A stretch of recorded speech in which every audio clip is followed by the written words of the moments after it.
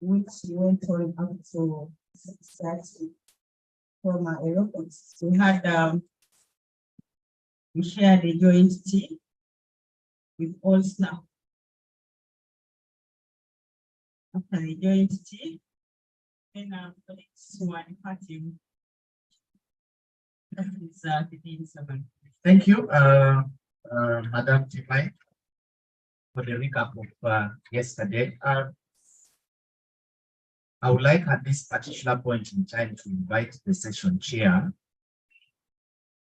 and this is none other than Commissioner Policy and Planning, to take charge of these presentations. But I must also say, we are going to modify the program as we go along, following a request from specifically institutional assessment. We are going to bring that presentation slightly ahead, and the rest will flow as is.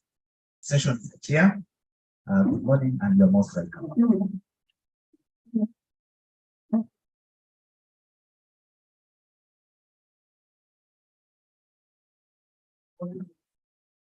Yes, members of management, you're welcome to second day of the retreat, and congratulations on the very successful first day.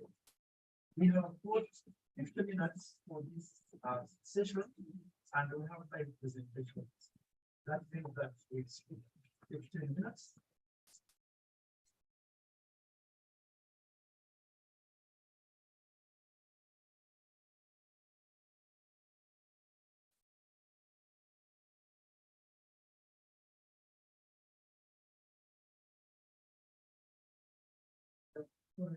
Sufficient that we shall have fast before come to this so it's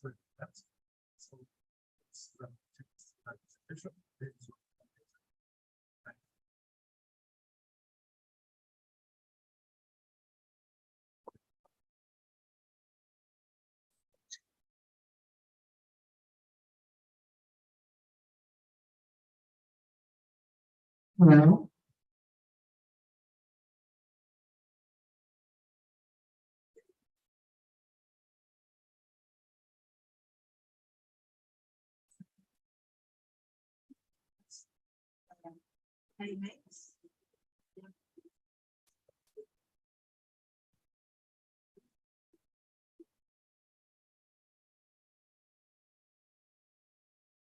Second chair, Madam members, we are going to take us. I'm going to take us through the highlights of the midterm review of the strategic plan. We shall start with the goal of the plan, which was to improve. The goal of our plan was to improve public sector performance and responsiveness to the needs of the citizens and the private sector. And our strategic objectives were 4, which included to strengthen accountability for results across government, to streamline governance structures and systems, to strengthen the human resource management function, and to improve operational efficiency and effectiveness of the ministry.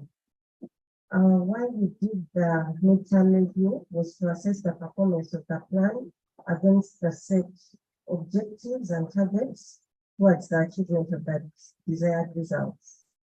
The key findings under alignment, we found that our strategic plan was well aligned to the NDP3, and as a ministry, we received a certificate of compliance from National Planning Authority. Further, we went into checking whether our plan was relevant, and we discovered that it was relevant in that it was instrumental in providing guidance to the ministry, and we have been using it as a reference document during planning and budgeting. Under effectiveness, here we were checking the ability to produce the desired outputs. And we have that despite the challenges, the ministry showed some level of effectiveness in delivering of services, some of which included development, documentation and development of service delivery standards, rationalization, and automation of HCM. For efficiency, we were checking whether we could do little or more with less. And despite the fact that we received 5% of the budget, we managed to implement 67% of the planned outputs and achieved 32% of the output indicators. Some of the avenues we introduced the use of virtual meetings and trainings, which helped to achieve more.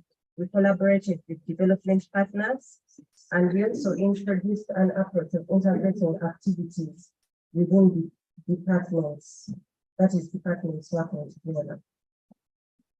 For financial performance, the projection of our plan for the first 2 years was 1,170 billion, and we only received, the approved budget only had 62.78 billion.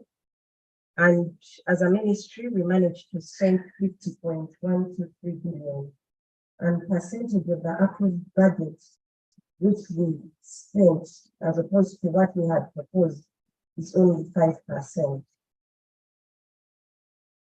Under financial performance still, the ministry had planned to boost non-tax revenue collection at the Civil Service College by collecting 700 million per financial year.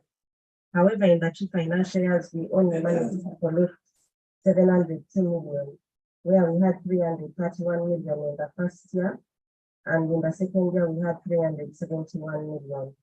And this represents 50% of what we had planned for.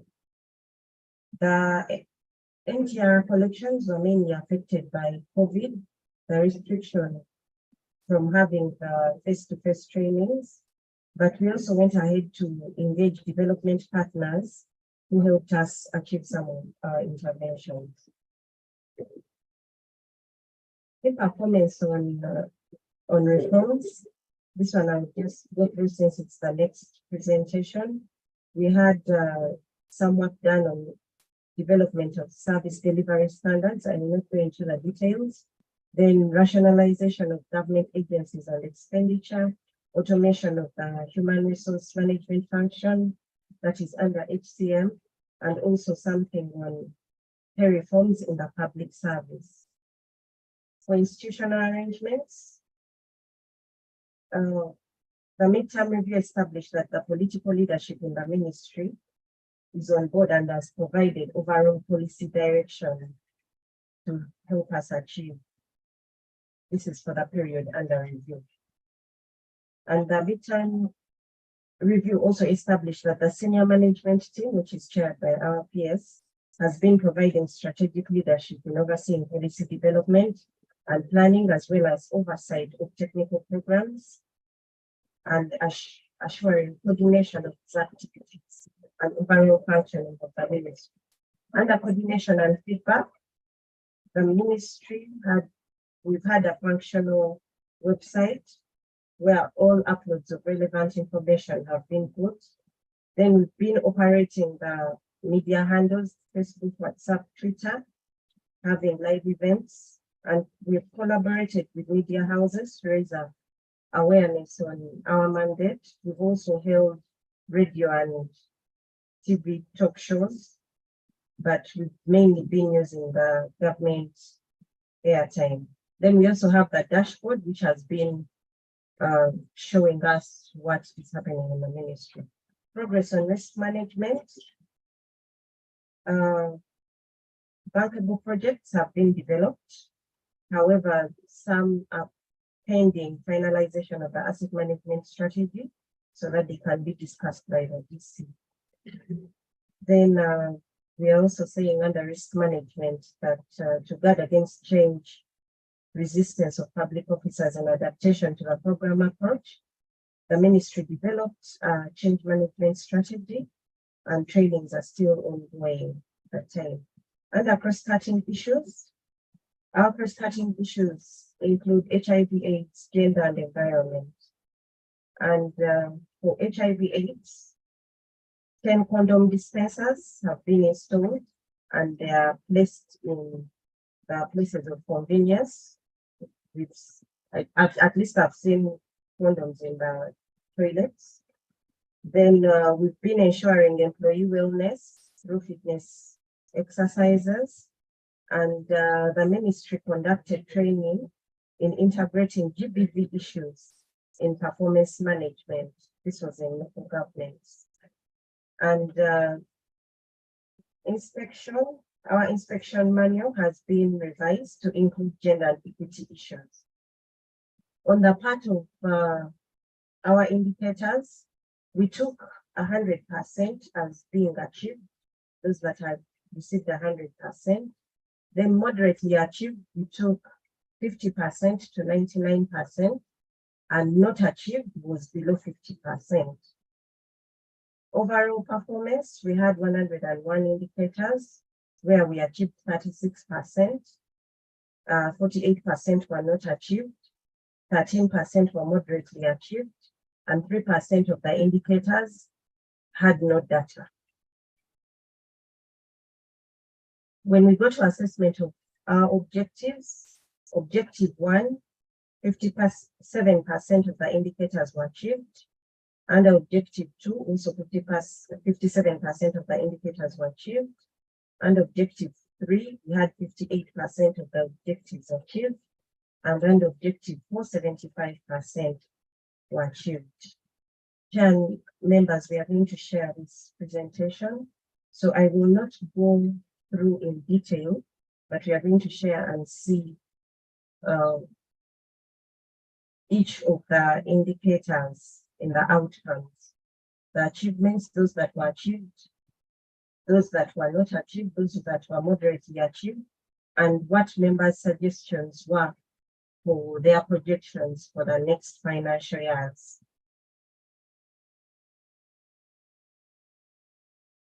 For emerging issues and recommendations, implementation of the plan, some of the challenges that we had: inadequate funding coupled with budget cuts, COVID-19, which affected implementation of roadmaps for some interventions, and delays in the procurement process. And the recommendations were: the ministry needs to continue creating initiatives to increase resource allocation, and there is need for development of the proposals and project concepts to attract more resources to enable us implement our interventions in line with the mandate. Then for the area of procurement, we need to initiate procurement processes early enough so that we can avoid delays. And the plan should be prioritized within the context of the available resources. Under monitoring and evaluation, that's the results framework, we found some areas where we were over-targeting, and others we had unrealistic indicators. There is need to review this results framework and rationalize the number of indicators and reprioritize action as per the reprioritized plan from National Planning Authority. But there is also need to build capacity of our budget officers in development of indicators. Chair members, I expect to serve. Thank you.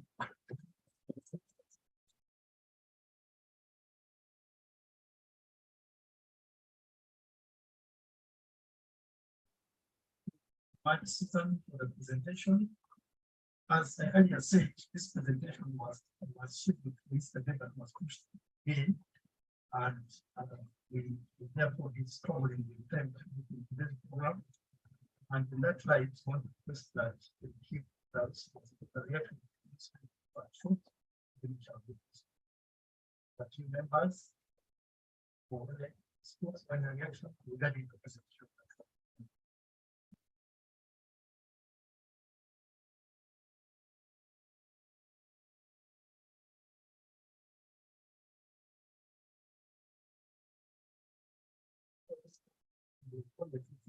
Some of the things that are in the report have actually been action was done some time back. And number two, I think the reform, I was talking with Modest, the reform number one, under change, under what is the change we're making? To take the problem into action to put as number four. We are starting with that. Well, it's put that, but let's put it as number three or number four.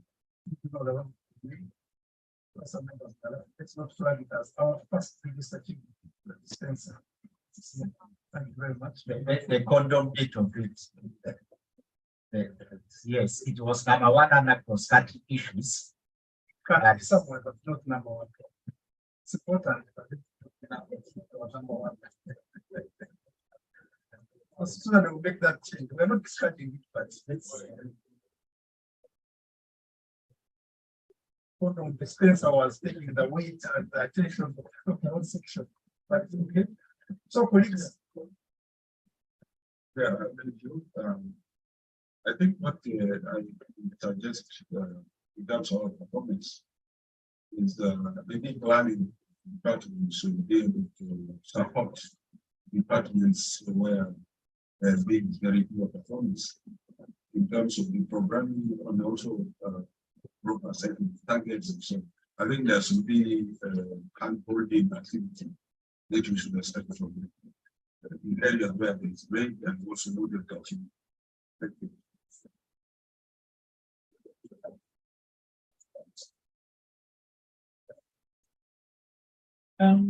Yesterday, one of the comments that I made was that we need to prioritize.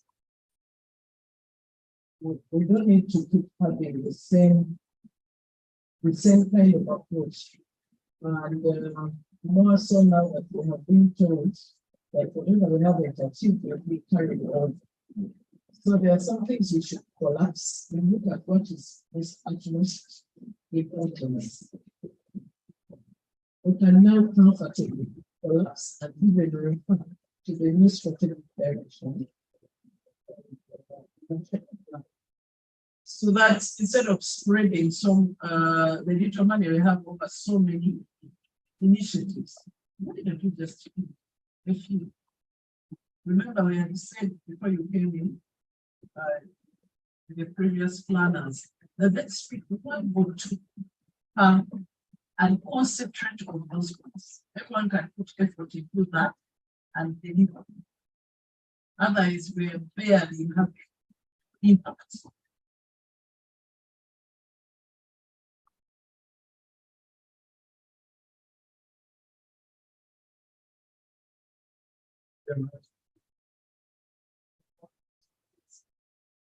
Yes, we know that about seeing. One thing that shows the public how fast it develops, what will not be the actions.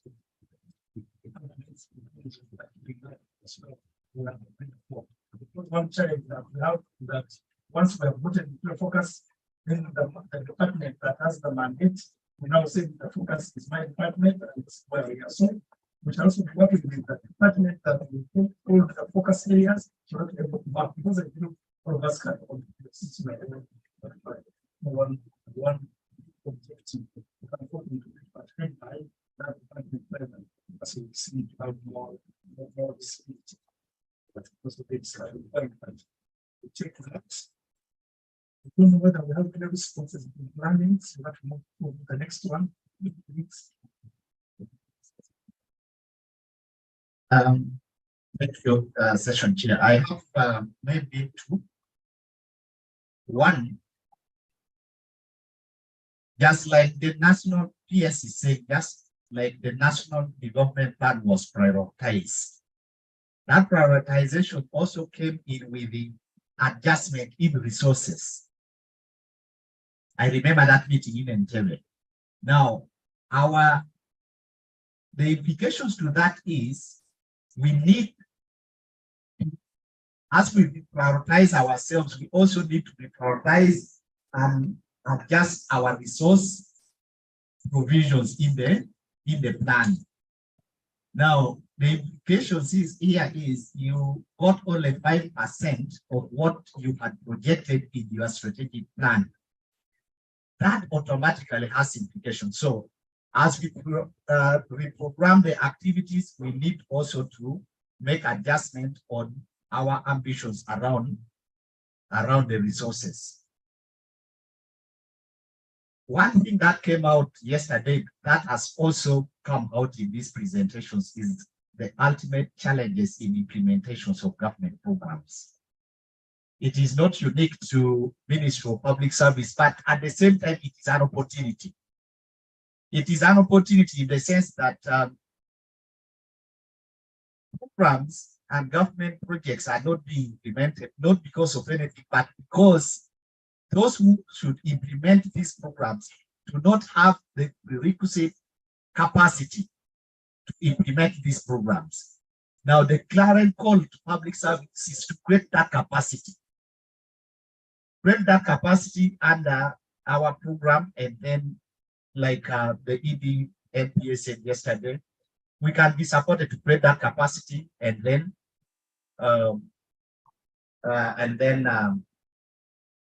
yes, we transform the service delivery in this country. Thank you.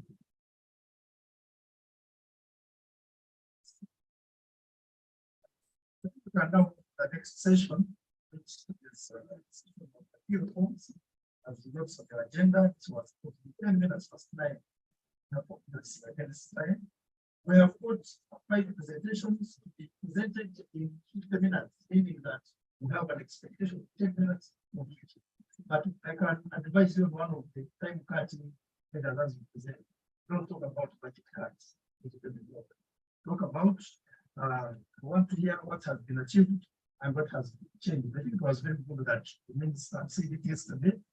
We want to hear what has been changed. Well, this business of little money is very dangerous. We give you little, but cumulatively it will be billions. And then the citizens will say, what has changed? We think it's little per quarter, but it accumulates. So let us know what has changed. And if we don't have it, then let's know we have some extra. So the issue of indicators, as you present, please let it come out. We know that we want to change this and it has changed. If it has not changed to an extent, then we know that something is lost. Then the issues of coverage have been coming out. Please, as we present, let them come out. Because they have been coming out in the we are having a big clientele of the big the citizens, but we are talking of few districts and so on.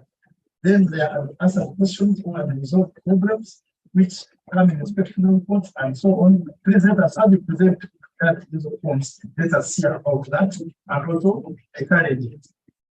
But one thing that I'll probably sound like when the first presenter, there are 3 things we are looking at. These reforms first is change, definitely about reforming the change. Then the second bit is what has improved. Then the third bit we want to hear what are the effects the change cause that are there. What they also affect and they attribute them to us. So having said that, I want to post that we have all the presentations together and we shall have members not in but come from that we have discussed.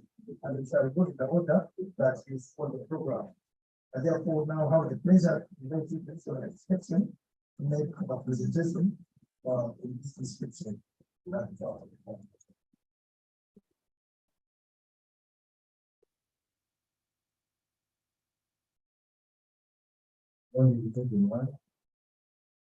Yeah, maybe that we are the first one to present. As you are aware, e-inspection is a key reform that is desired by this ministry, and we have especially given this task to one of the internally dedicated to one of the officers who are going to question to make this presentation. It's very important. Very good.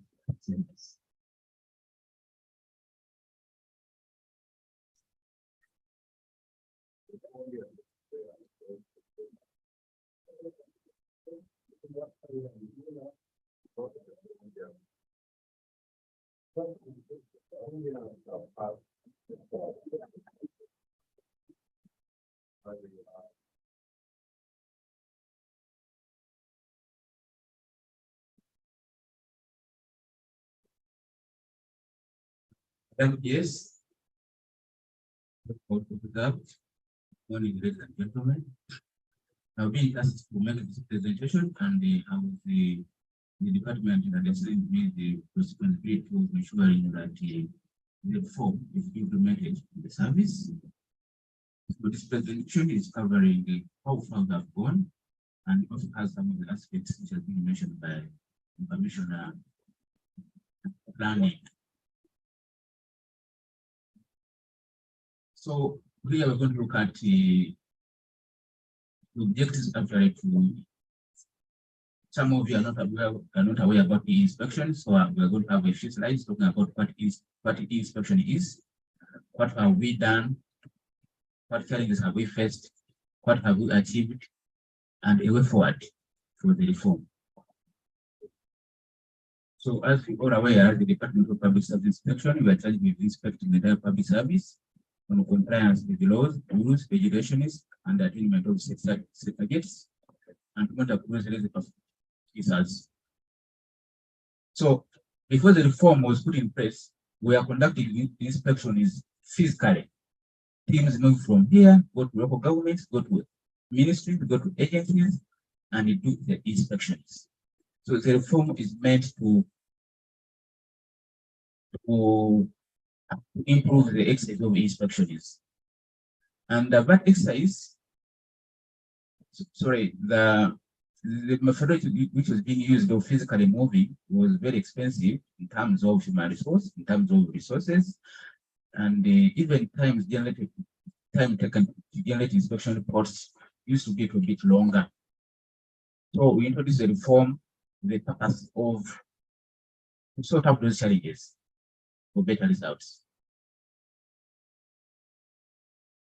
So to address those challenges, as already mentioned, with the department work with the ICT unit, and we work with the tool to enable the ministry to conduct inspections online, review of reduced cost, increase coverage, and increase turnaround times.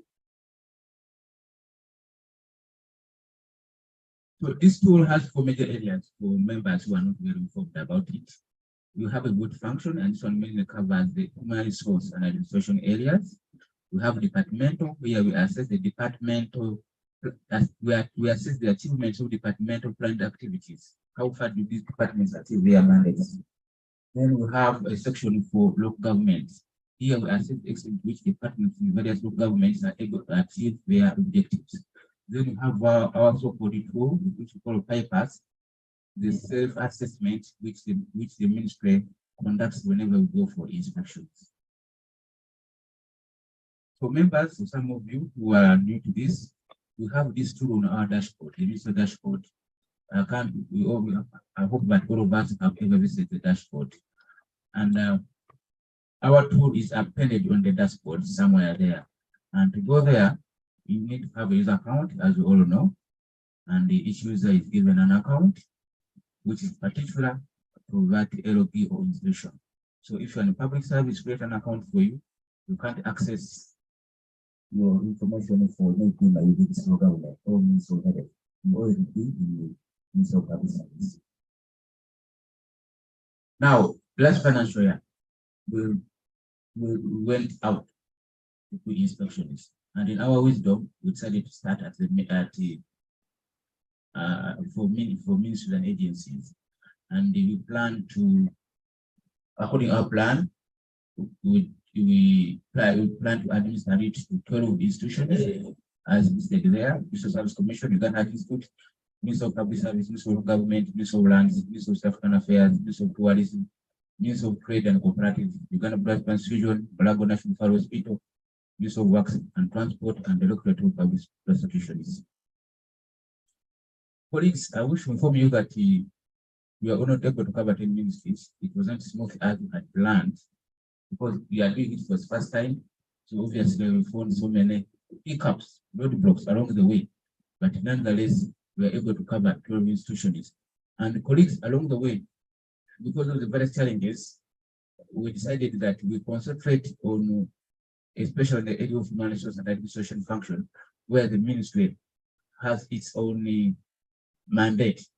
So along the way, we dropped the idea of inspecting the departments, the various ministries along the way, because we had so many hiccups which you experienced along the way.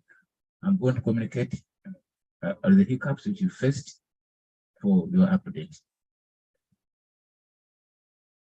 So,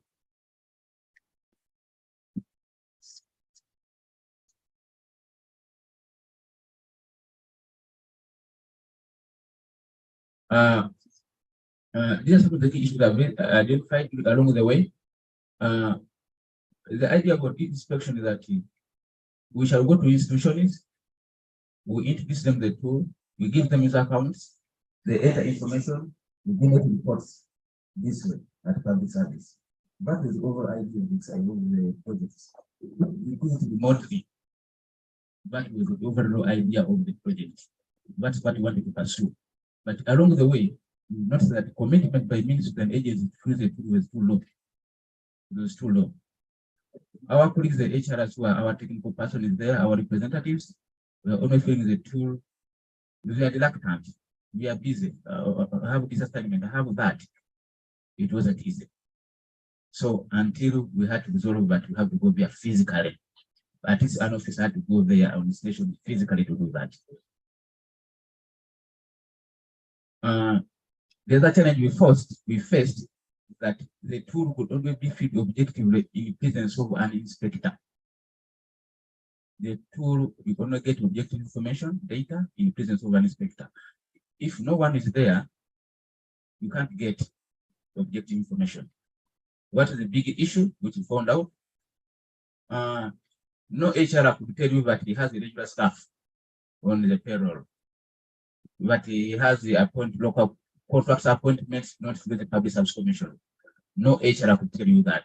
They could always maneuver, tell you, they couldn't fill or correct information. It wasn't until you are there that they could fill in information which could actually be satisfactory enough. What's the very big challenge? Continue. We had some issues which you noticed that in summary, the tool needs to be upgraded to improve its functionality.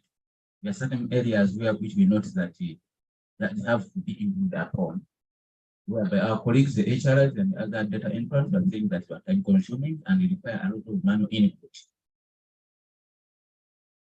So in other words, we help customers the tool to improve its user-friendliness.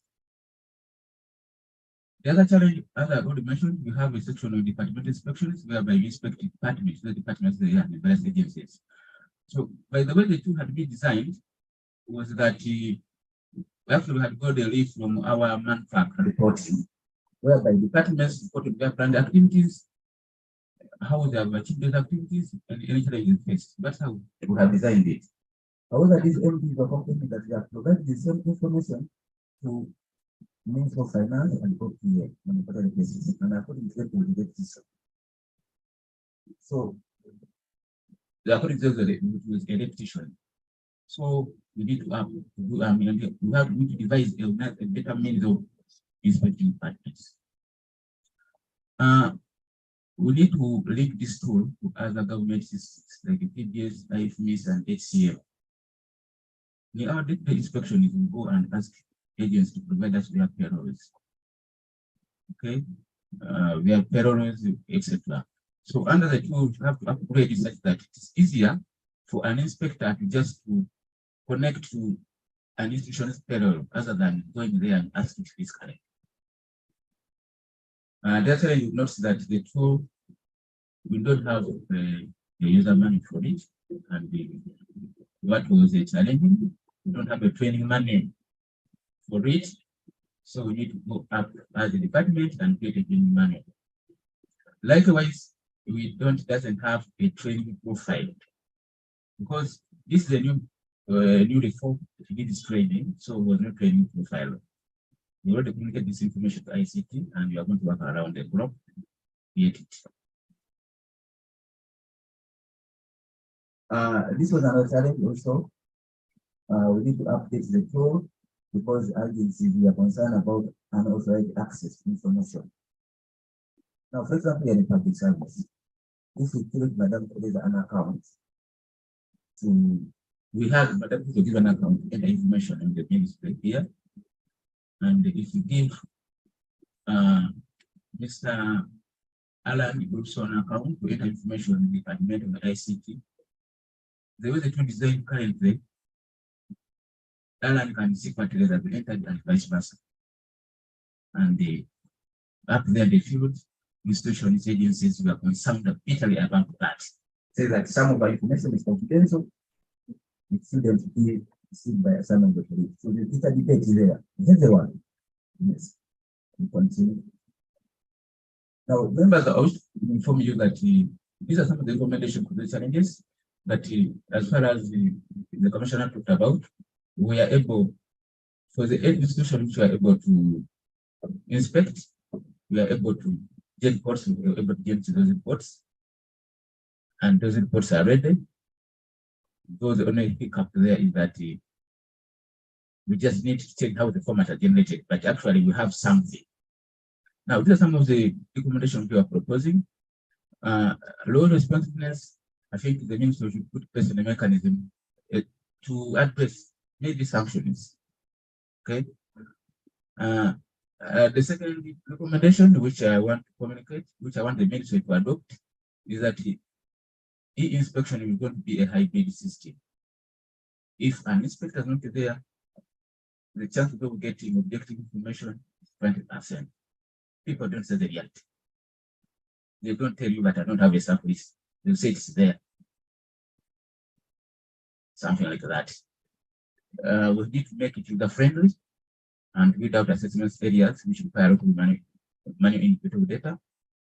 We need to customize the section of department inspections. Because departments, agencies complain that they provide the same information to OPM and also finance on a total basis. So this is a repetition of this listing at their time.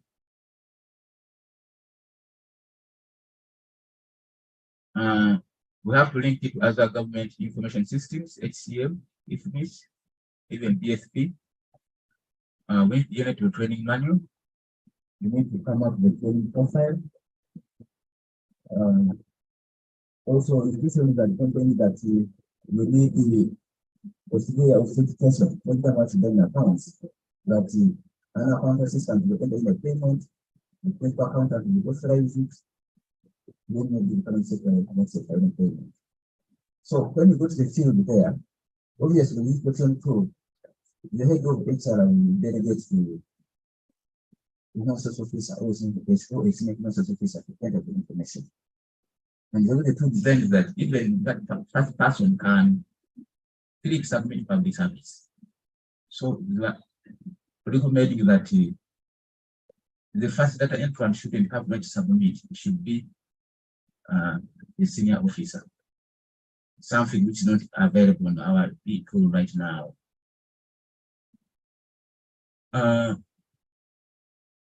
Lastly, we want to use to further update the tool, and we use it for testing, assessing the applicability of service delivery standards.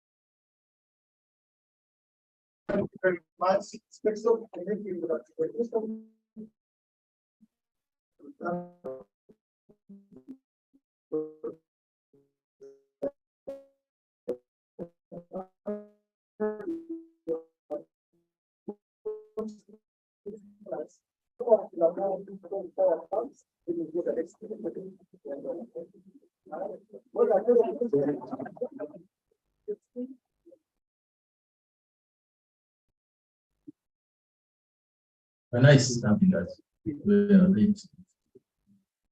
Now.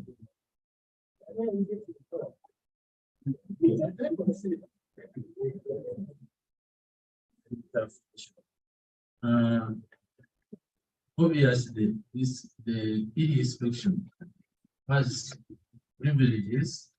It has objectives which are local. They are supposed to save us.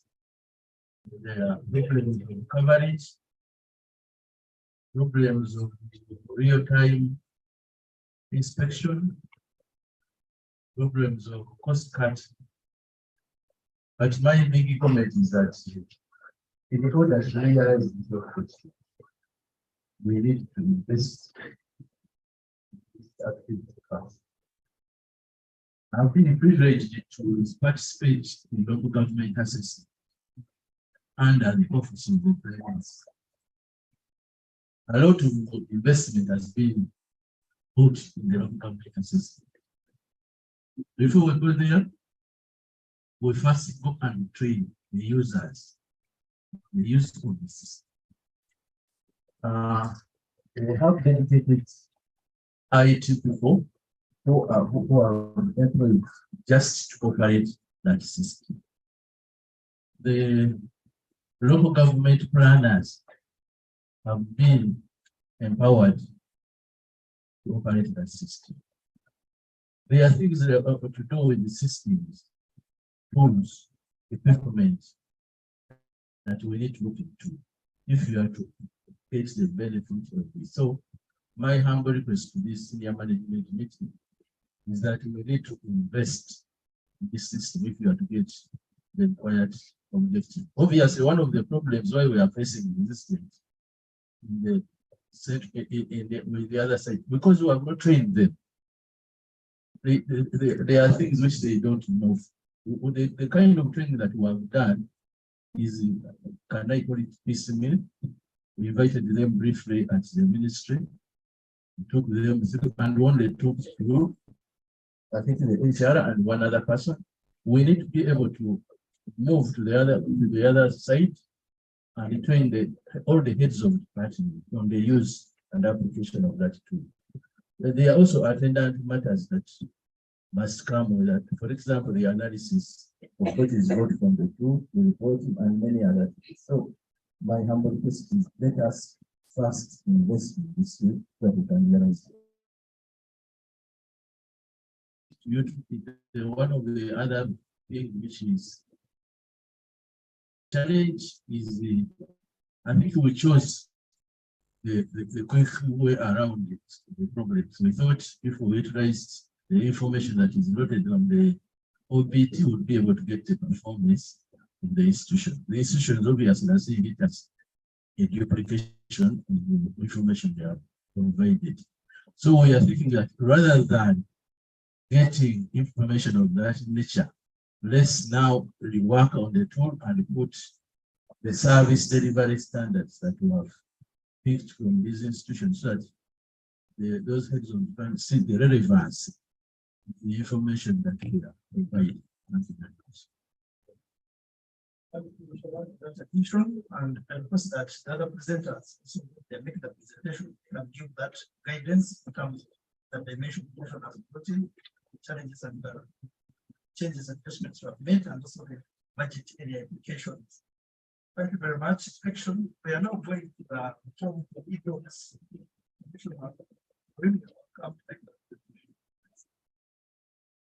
Thank you, Chair. We probably see that on its gathering has been electronic document and records management system has been with us since 2021.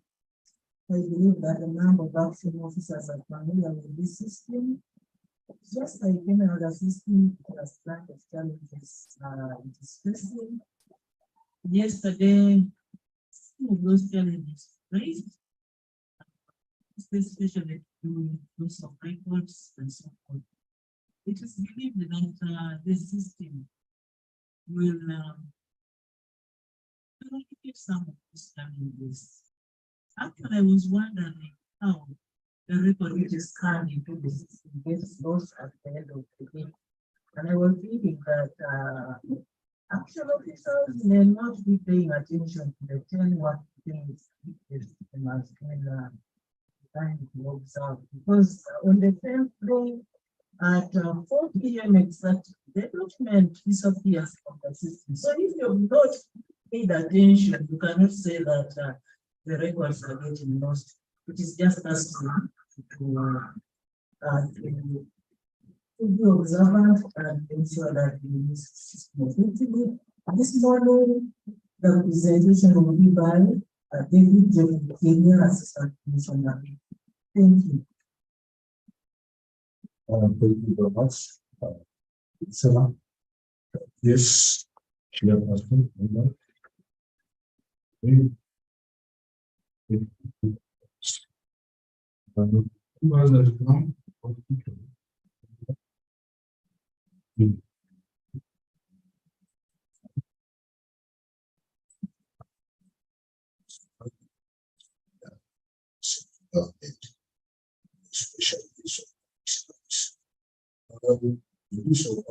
Yes.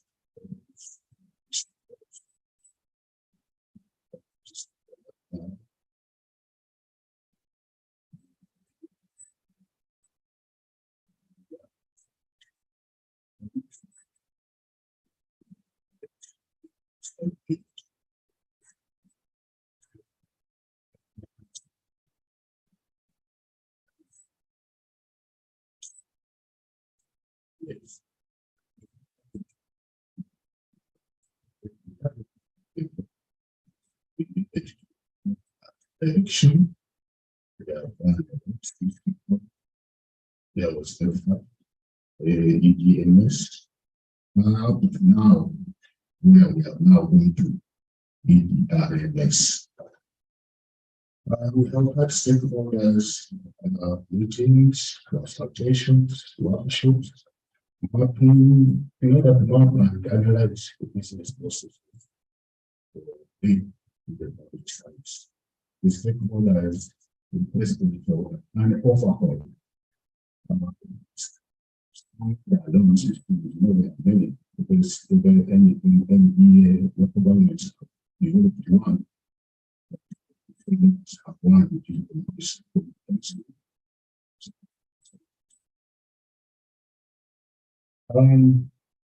The 16 environments were developed and submitted Ministry of ICT.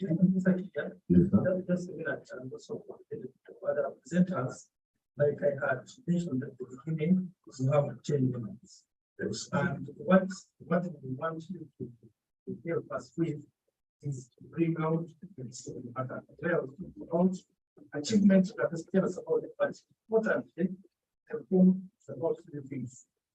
What has changed, what you want to do, the effects that are positive and negative. We have a lot, but try to stick to those at the end of 10 minutes, they are out. Yes, they are important. Thank you very much. Members, as you all know, NDP State Authority adopted ICT, and we are moving towards there. What does it do? If we go there, it facilitates easy and timely access to information by the human members, all citizens, and the stakeholders. Improve time around the time for document handling and processing. Increase compliance, public service reports and information management policies and procedures. Improve storage and improve service delivery. Members, I will also talk about the futures. What does it do in the system? And there, the chart figure. Slide 7. Yes, those are the features and functions. Mr. Chairman, the benefits of EDRMS include faster and easier retrieval of reports and information, improve information security and confidentiality. The system will facilitate the correction officers work remotely. Problems of this lot of files are being resolved. Multiple and simultaneous access of file is done. Reduce cost of business. For example, you remember how issue of photocopy, paper, and other things. We adopt this well, which are eliminate on that. Enable instant cooperation across work groups. Information for future use and easy tracking and monitoring. Mr. Chairman, what have we done? Progress. The moment was deployed in 4 years. That is here. That was the pilot. We have rolled out these for trade, industry and cooperatives. UPRA, Uganda, retired bureau. Also, there's specific activities which were executed during system deployment, including system documentation, training and of end users, system commissioning, hosting of the system with the National Data Center, scanning and indexing the physical records, implementation support and maintenance, which is ongoing up to now. Ongoing, we are scanning personal files now in the new central registry. Currently, we have 1,452 CP files which have been scanned. Drafting of the concept paper, we have done that, and we hope it will be picked as one of the programs to implement. We have held meetings, discussed the integration of HCM and EDRMS. We have also carried out assessment of these public service EDMS and EDRMS in preparation for EDMS migration with EDRMS. We have held meetings with the use of ICT, interview, and on EDRMS implementation issues, for example, finding ownership of EDRMS, source code, comprehensive developed over time. We have assessment of EDRMS and ITU. ITU has another system called EDMS, and we were assessing those two, the EDRMS and EDMS for ITU, so whether we can have one system or we select one of them to enhance and then go to MPS and local government. Challenges, as a chairman, we have that one. The first one is a song. We said change. What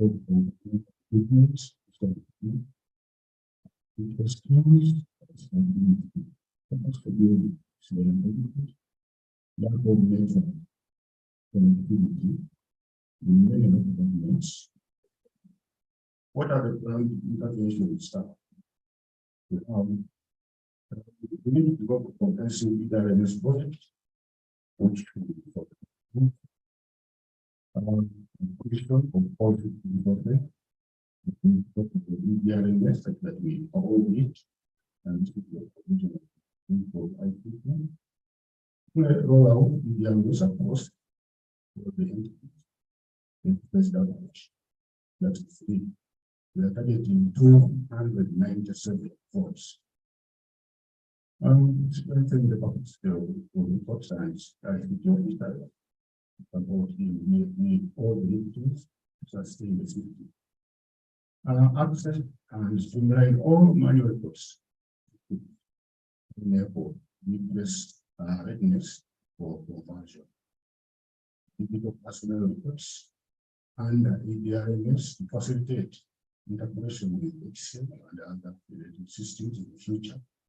Strengthen project coordination, constitute the project steering committee to oversee for oversight, management, manage changes systematically in all years with support and guidelines for use of ICT and resources and hours. Digitize of the backlog, how many reports, institutions need to be digitized.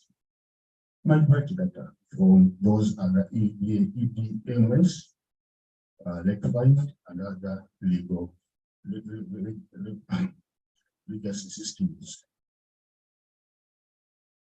So Chairman, our grandfather always said that it always sees in all overflow and doing that.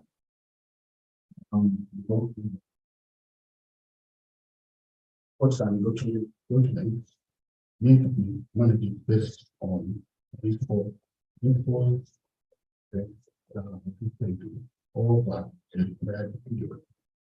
First, because we have to reports. Need to mobilize transformational systems within a new interpretation. The technology today is our responsibility to keep up with the best or be left out. I thank you very much.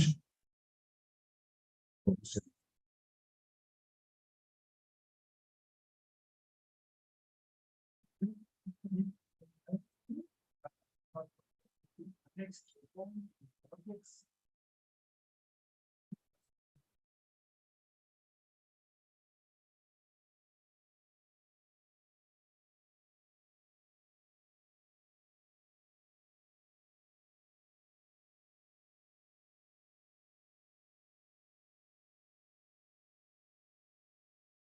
Thank you, Chairperson.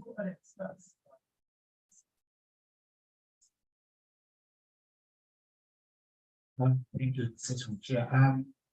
I have been advised that our team is set, but because we have eaten into our time, let's systematically, but one by one, go and pick a cup of tea in a group of 1 or 2. You pick your tea and come back, so that we don't have a break for another 20 minutes or so. So there's enough tea, so you don't have to go and run there. Just maybe 1 or 2 people can go and pick and come back and see. Thank you. Thank you, Chairperson. I think the minutes that use the whole talk of my time. I have 10 minutes and my task is to present progress of rationalization.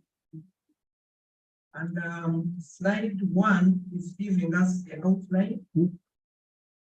And on slide 3, we are looking at the background of rationalization, where we refer to the cabinet decision to mainstream, merge, and rationalize government institutions, and also the roadmap that was approved at the same time.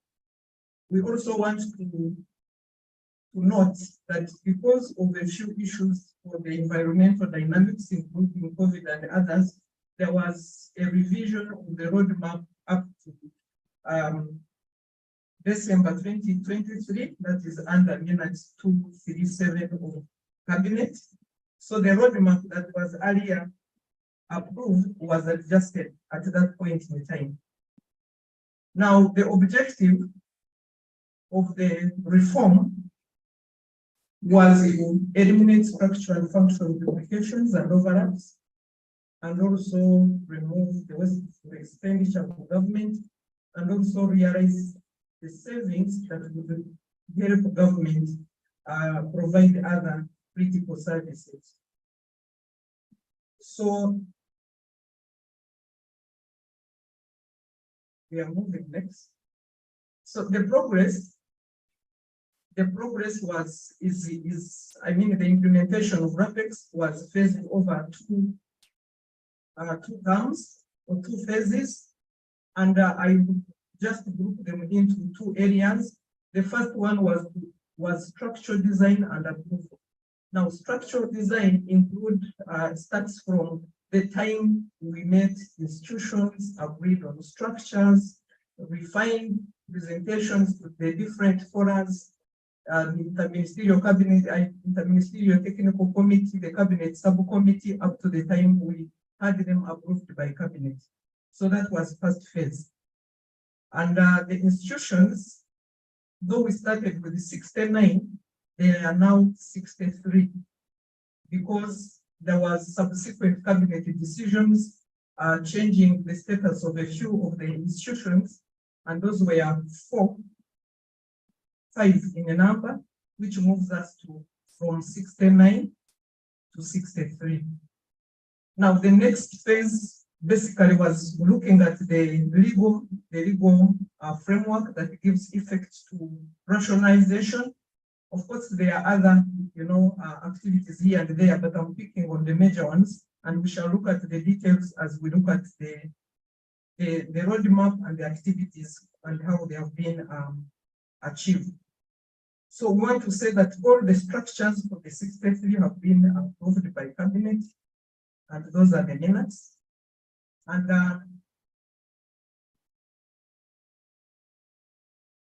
where we are is that we are in the middle of the legal reviews, where we have 5 bills. The bills have been approved by cabinet. Those are the legal framework that give effects to rationalization. And then where we are is to send them, to submit them to Parliament for discussion and also approval. So the bills are there, and the famous one is the Omnibus Bill, which is having the most of the institutions are addressed under there. We have the Constitutional Review Bill, which is handling about 6 institutions. We have the National Tribunal Bill, the Health Professionals Bill, and also the TVET Bill. Because of the delays in the legal reviews, the implementation plan or the actual implementation of the structures, the roadmap has been revised to 1st July 2024, and we have already communicated to the service to this effect. Now, that update is as per the roadmap which was approved by cabinet. And we are trying, following that roadmap, we are showing what have we achieved, what is still pending, and if it is pending, what has been done and what is left. On item 1, that was achieved. I'll quickly go through. Item 2, which is to do with the constitution of the implementation team, that was also achieved. The circulars and communication to the service, this is achieved, and we still do. We continuously, communicate up to today. Development of a change management strategy, this has been achieved, and we even started implementing it. Recently, we had workshops where we had heads of institutions and heads of human resource and planners. On item 6, the legal reviews, we are saying part achieved, and I had already explained that the bills are in place, have been approved by cabinet, and they are going to Parliament. The institutional review, institutional review of institutional and systems structural frameworks. This has been greatly, I think the greater part of this has been achieved because all the structures of all the 60 institutions have been designed, have been approved by all levels up to cabinet level. They are ready for implementation. So what is left is the systems review. Those are the service delivery processes, and this comes at implementation level. What are those service delivery processes that we need to review? Those ones are still pending. They present the reviewed structures that was approved, validate staff who are affected, or those that will be boarded off. This will be at implementation stage. Though we know the numbers and we know how much we are supposed to pay, the number of people that will be boarded off. In the total, we are supposed to board off about 2,200 staff, and the cost will be about the 79.3 billion. Implement reviewed structures. As I said, this one has been planned for July 1st, July 2024, and the cost is there. So in our plan, this is something that we needed to put into consideration. Come July 1st, July 2024, we need to implement the structure. The job evaluation, this has been achieved. The report is in place. The harmonized salary structure has been designed, and this is awaiting approval by cabinet. One thing I want to note is that the proposal of the salary structure is within the pay targets that were approved by cabinet. So it would even be implemented without Vanessa because it is within the framework. Review of the governance structures. This was done with the structures and it has also been approved. All the governing bodies, including boards, councils, and others, the structures are in place for those institutions that were affected. Develop an administrative reform model for the public service that for the next 10 years. That is not yet achieved. We are pursuing the consultant. We've already written to the Solicitor General about the contract, and that is what we are waiting for. Now, there are issues or challenges and mitigation factors. This one I will just highlight, and then we have details there. I will pray that after the presentation, it can be shared so that members can read the details.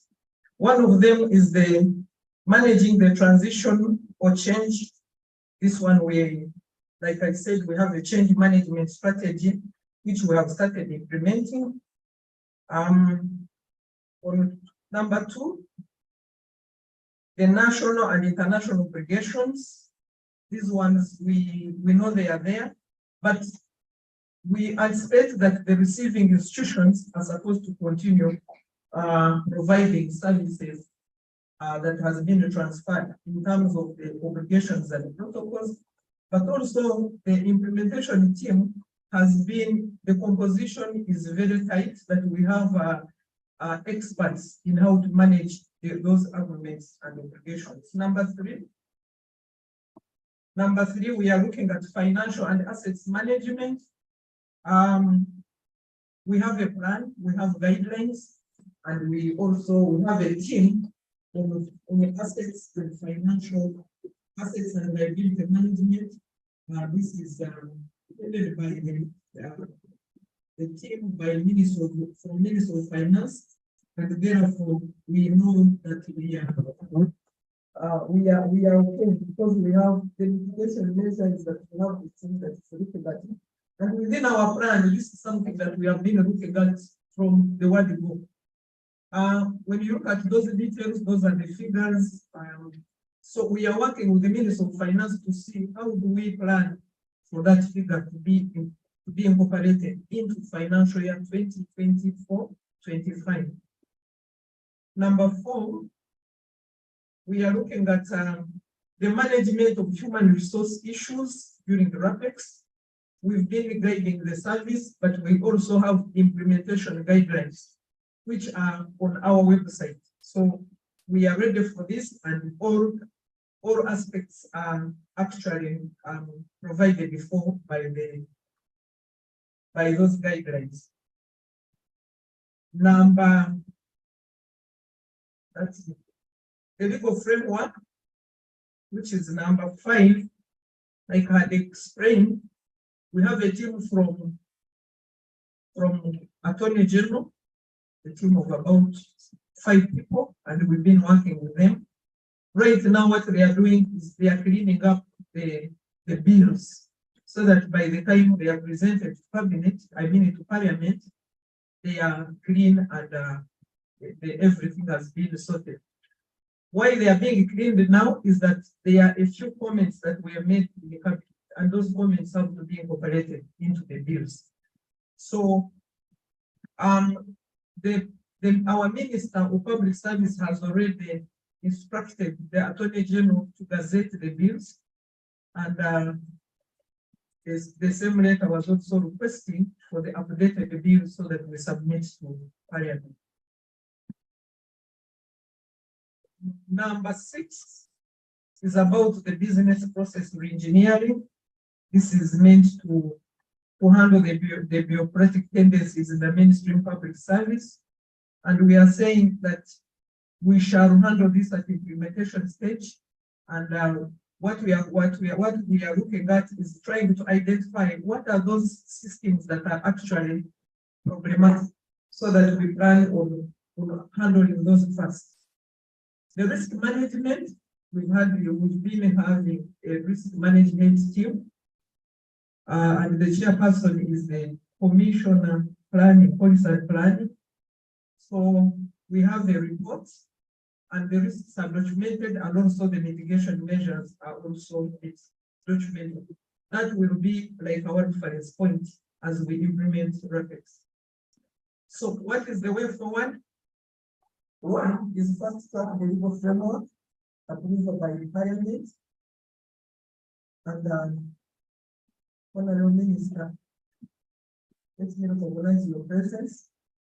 But that one probably we need the guidance at that level, because when we were in the cabinet, there was that indication that we need the meeting by the caucus before that presentation in Parliament. So the thinking is that that caucus should happen before the presentation in Parliament.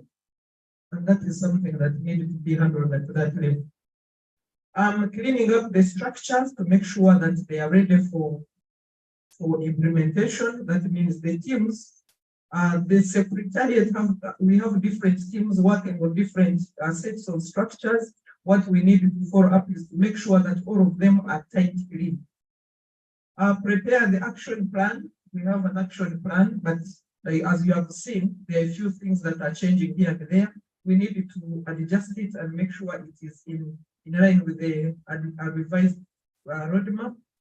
Communicate structures. That one we shall communicate once we have the legal framework in place. We start the implementation. This one of change management. This one we have started, and I think this time this is where we need to put our focus. Both change management and also the communication in terms of how do we create awareness out there for people to understand what we are doing, what are the benefits, and where are we heading. Of course, implementation of the structures, we are planning for 1st July 2023, but within that, we are looking at the transfer of functions, the validation of staff, placement of staff, boarding up of those who cannot be absorbed, and the others. So here we shall have to work with a number of institutions. The gratuity and surveillance package, the 79.3 billion shillings is supposed to help us there. And I think what we are trying to do is how do we make sure that those funds are available, and when we reach there, the different institutions are able to handle the people or the staff that have been affected under their own jurisdiction, and then provide the technical support. We shall continue providing technical support until this reform is achieved. I thank you so much for listening.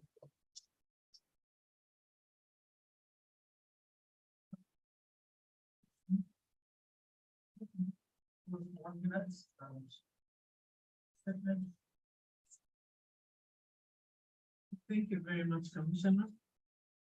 Members, we are privileged to be joined by the Honorable Minister of Public Service. Honorable Minister, you're very welcome. We are in day 2 of the Senior Management Planning and Team Building Retreats. We started with a recap of day 1, some highlights. And then we moved on to receive highlights of the midterm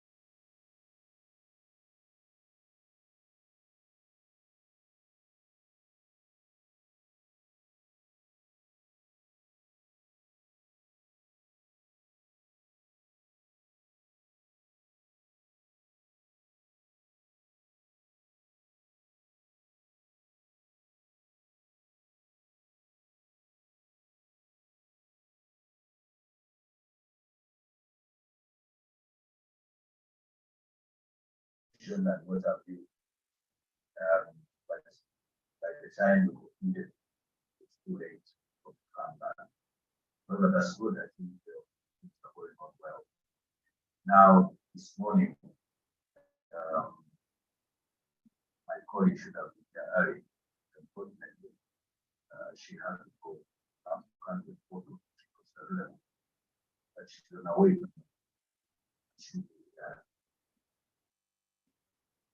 then deployed.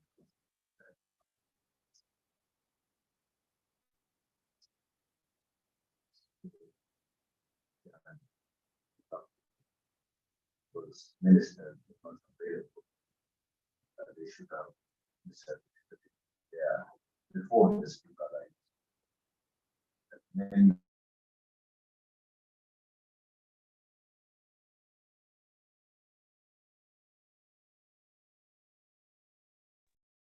they were prepared not to repeat the same thing. So I will have to be just before the speaker arrives, maybe 1:30.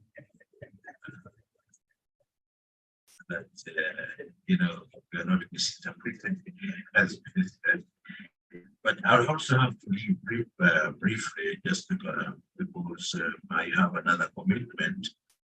It's a team that's giving us health kits in the country. Those health kits. I don't know. But my colleague is on the way coming back. Now, these achievements, which we have so far arrived at, need to be known not only by us who are achieving them, but also by the rest of the public, so that at least people don't feel that there's nothing going on. So I think after here, there are these achievements will be highlighted and even publicity. all these, some of them are really technical. You know, inspection, you talk about inspection with somebody in the public. It is like speaking Greek. But there's nothing to do. This is the one, and it's an achievement. But then also, I think it calls on our communication skills that make people know even a difficult subject can be understood. Say, if you're going to talk about calculus and relativity, well, these are difficult concepts and so on. But we use the common language to show the people that yes, public service is alive, kicking, it's a beehive of activity, and there are a lot of activities and achievements that are being realized. So people need to know. Now, the communication department at IT should be really very, very active and go beyond the traditional approach, writing those articles and people for us, arranging that we appear radios and TVs, and so that's good. But let's also now, I think, go the other way. The social method work. Once node is broken, put it on not Facebook, or TikTok. Yes. TikTok, yes. Yes. Somebody being inspected in-wise. Even TikTok. That kind of thing to show really that yes, we are moving and things are getting done. So we need to sit down and see how we can use all these platforms and communicate our achievements and these difficult concepts in an easy way. You know, like the old African approach, different, you know, in those little folk tales of our grandfathers, very complex ideas and concepts were transmitted. Let's do it that way, that people know that there's something good going on. Otherwise, I think let's continue. We should not feel surprised that even ministers are sitting in here. It is also important for ministers to know what is going on in the ministry. Otherwise, they may be required to say something about the ministry. And without the help of a technical person, they look stupid or make contradictory statements altogether. And that is not good. The image of the ministry. I think that's good. Let's really continue. Now, maybe I'll ask the PS. Yesterday was supposed to appear in Parliament for the committee agenda. We didn't, but probably the committee went ahead and looked at the petition which was sent there by some people regarding the merger of the secretariats. Most likely it might come up today. So we need to go up what we have done, you know, so that we can make good answers just satisfactory to them.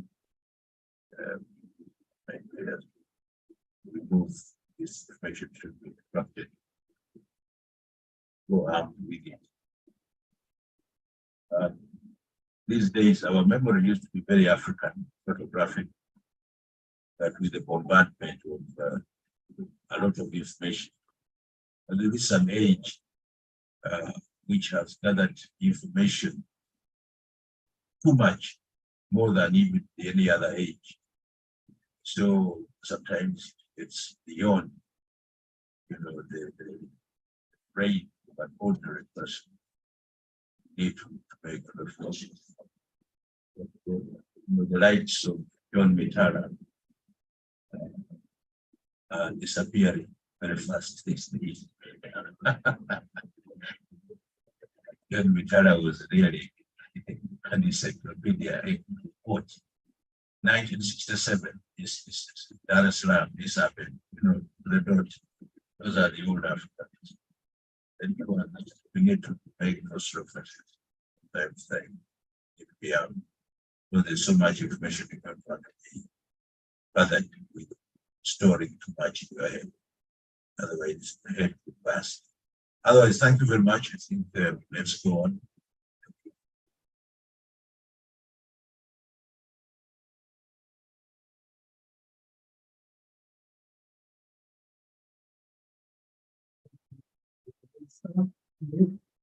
We are proceeding the program and we are looking to and we are looking to our rules 10 minutes. Then we have 20 minutes. It's about discussion. HCM, you're welcome. Connect the presentation.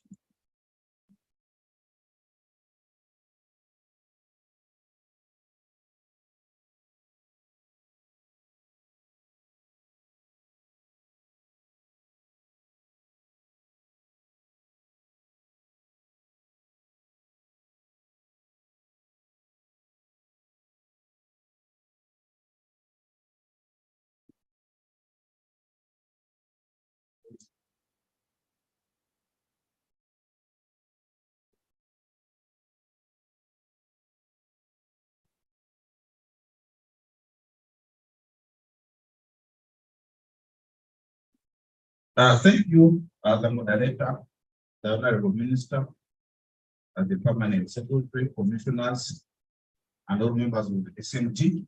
Good morning once again. This is a presentation. This is a presentation on HCM, and as you're aware, I was given 10 minutes, and I will therefore pick only critical areas of the presentation.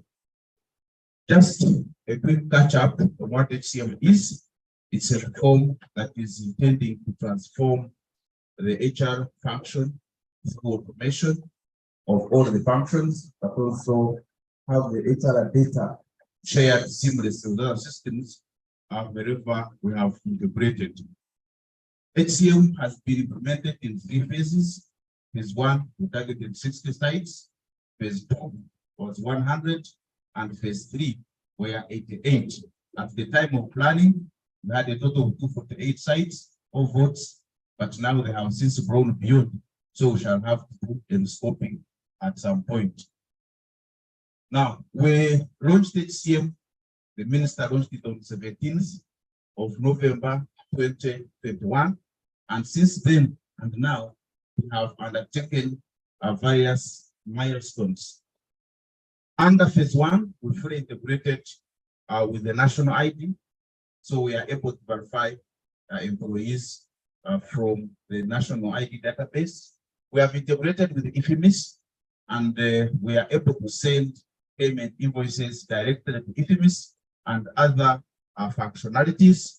What we are about to achieve is to receive a reconciliation from IFIMIS such that when we send and they pay, we are able to generate a report of what was sent here and what was paid the other side.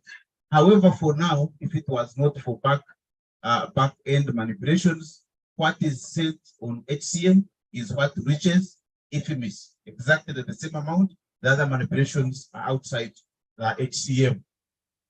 We have also implemented PPS, and we are able to pull and pick figures of the budget into HCM, what has been budgeted, and our target are only wage, training budget, then getting performance plans, the work plans of entities, and we export expenditure on those various items of the PPS. Going forward, we have agreed that budgeting should start from HCM. That's when we shall now have seamless employee expenditure budgets that look at the establishment, and from the establishment and salary attached comes the beginning point of the budgeting for employee costs, which we are starting to undertake and achieve. We have integrated with the SMS and email gateway, and this is for those of you who send payrolls to IFIMIS. Those who calculate are able to see that this SMS is come from the SMS gateway, and we are supposed to start sending notifications to your emails, but we want the emails updated. We have appealed all HRs, including ours, Madam Naruze and Madam Teresa. We kindly need the emails of staff updated, such that we start sending notifications to their emails. If you want to change a password, you don't have to come to us. You can reset your password, reset your account using your email that is embedded. We also call upon you to go in and update your personal data on the system, including your next of kin. Honorable Minister, I am monitoring and I see next of kin, I think, is the highest change being made across the service. Today they put this, tomorrow they change. So the first one is normally wife, and then as they move progressively, they go to sister and uncle. So under phase 1, we achieved 65 sites, and that was handled by December. We have undertaken a training of users variously. Under phase 1, we trained quite very many groups, as you can see here, but most important to note are the two. One, we were able to train 64 people up the level of super user and training of trainers, and those people start exams. However, out of those, we were able to certify 45, and the rest, we have given them a chance to see whether they can pull through with the certification. Under phase 2, we have also trained those groups. We have trained 100 HRs, 100 auditors, and these other categories. We also train all end users that are available to us whenever we go to the votes for rollout. We undertake employee information and establishment data alignment and cleanup before going on to HCM, and we do it for every vote. So for the 105 votes that are currently using HCM, we have undertaken that, and to make sure that we, most importantly, align the salaries that are in the salary structure.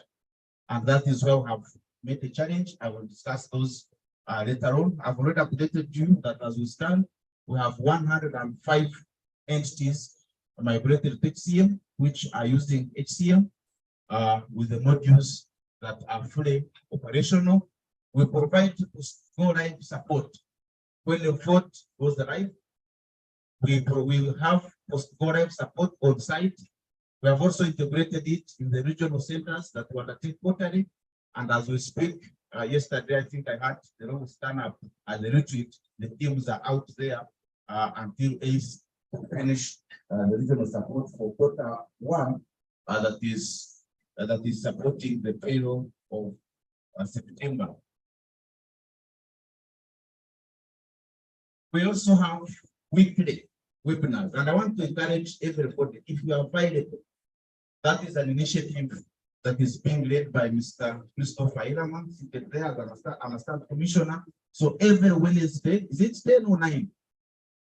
At 9, we have an online session where we do trainings on HCM, familiarization, if some support for the HRs across the service.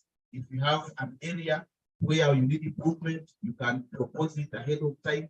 Then we program, we bring a trainer, and you are trained. So we encourage all the staff of Ministry of Public Service to join and benefit from those weekly trainings. We also have another one on Thursday, but that one is ours within the department. Refresh ourselves because learning is continuous. We also have areas where we need to catch up and master on the HCM.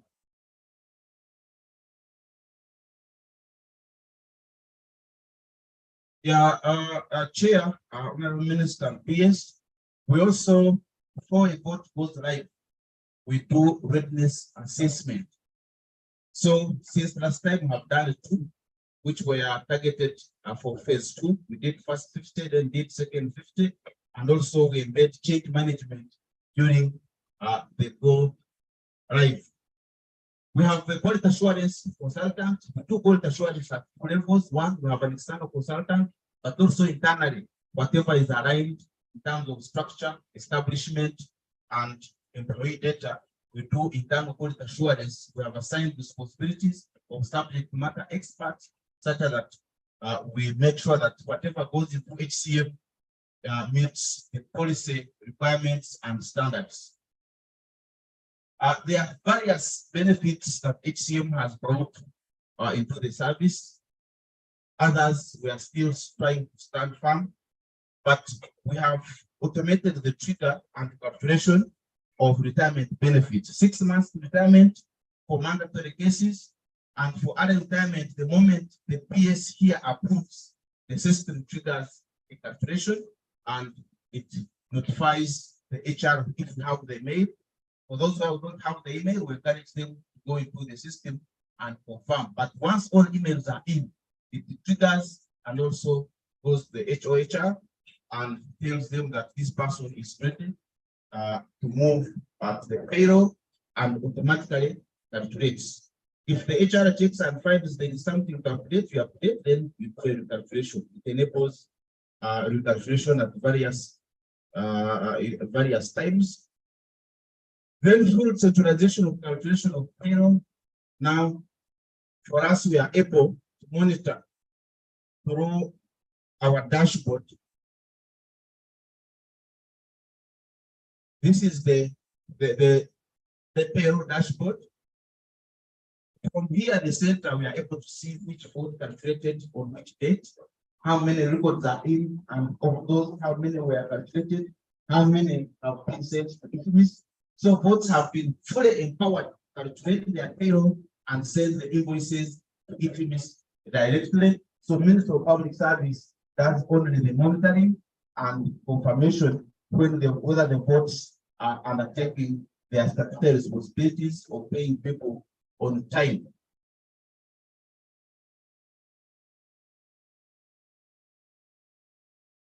I have talked about the reconciliation, creation of structures. Again, now the votes are able to initiate the requests for review of their structures. They come online, Ministry of Public Service, and once Ministry of Public Service Establishment Management Team approve, it automatically updates the establishment and the position quotas and all that go with the position. We are yet to activate.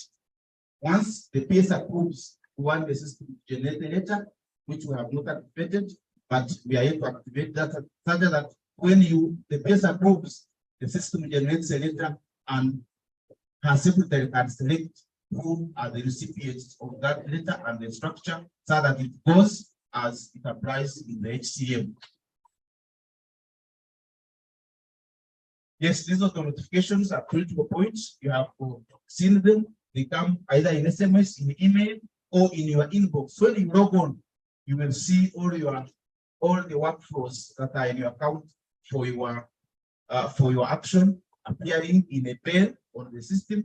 But if you also have your email in, these notifications will also be coming to your email. It is the one of retirement and payroll that comes to your phone, because of the costs that are related to the SMS.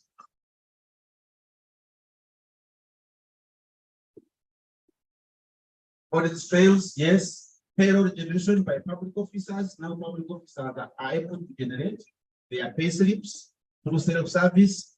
We have a mobile app.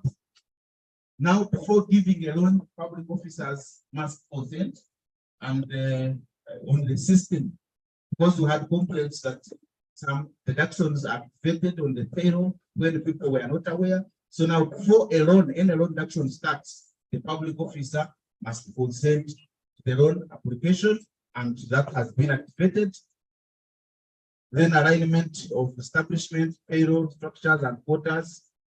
These are the modules that we automated. We have quite a number of challenges which we have shared quite variously. I will just share a few of those that remain a thorn in our flesh of implementing HCM, and I will go with casual or temporary employees being paid for wage. Now, we agreed with Minister of Finance to activate the data loader, but it seems it was done that month, and very many boards variously are still paying these people for wage. And that is also one of the issues where what is delaying the project, because we are involved in so many engagements with these entities and complying is being trouble. We found then payment of allowances outside the wage provisions of wage, and universities, I think, have been the biggest abusers of this. Having employees whose contracts expired, and somebody's contract expired like 2 years ago, and the board continues to pay that the renewal is still ongoing. We are having a lot of diseases, and I think the culture that has been cultivated in our minds as public officers is that everything is settled by negotiation, including the salary that is issued in a salary structure. Everything you say, no, this one you went wrong, you say, can't go. And the person wants to engage you, they told them, you say this is not possible, he comes tomorrow, you say this is not possible for us to come office early at 6, you find waiting at the gate, and they waste a lot of time. They believe that anything is possible as long as you consent.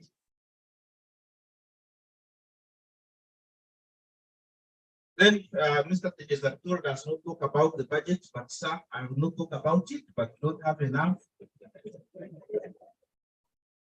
Then slow use adoption and usage, and I want to emphasize this in the presence of the minister and PS, that even within the Ministry of Public Service, we need to embrace most of this. The other day I requested PS not to at least allow any physical or paper request of leave, because the leave is fully functional.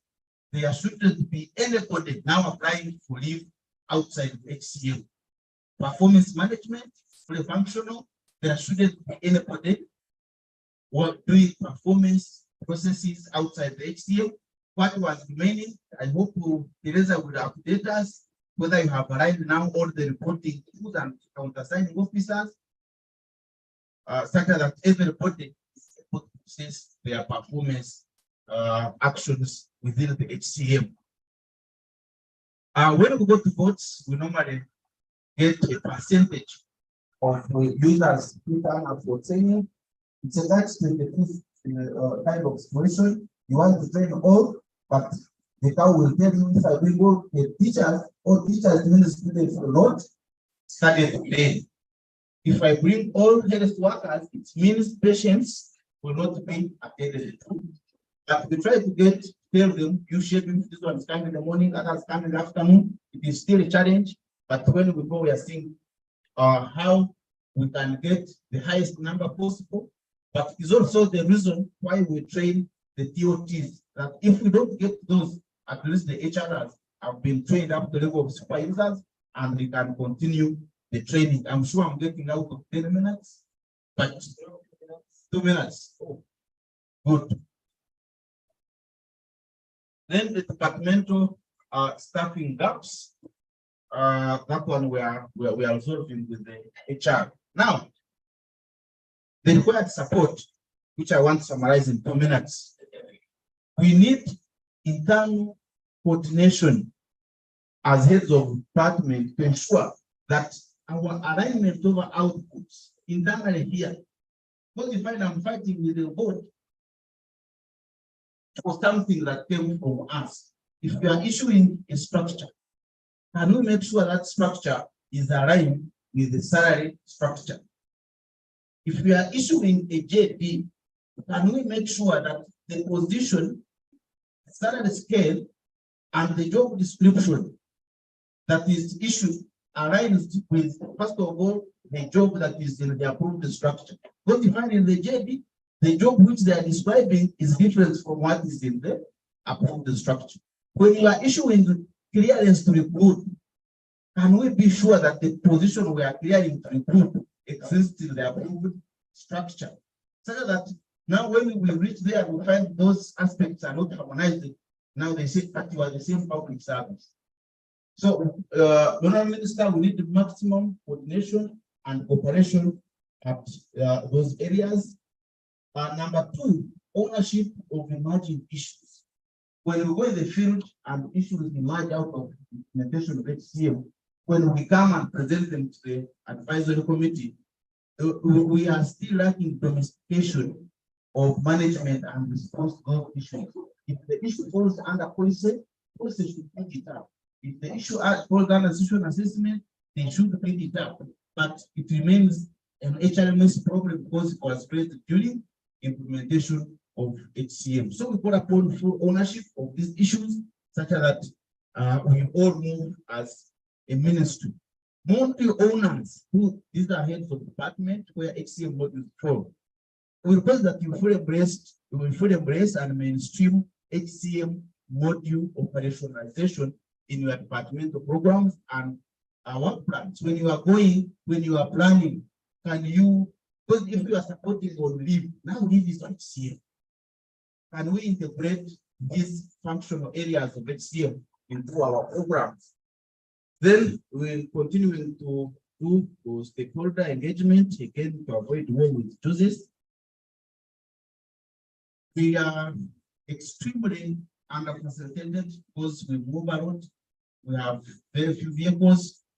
Unfortunately, we look better than others in the ministry, but it is the situation is quite pathetic.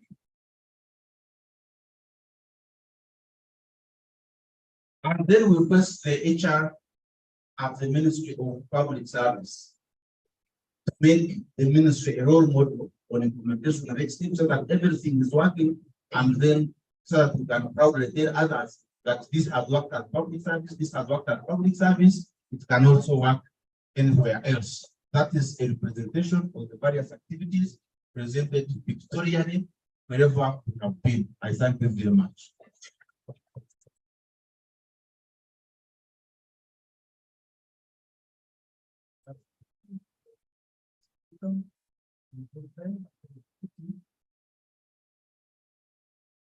Thank you very much, Alan.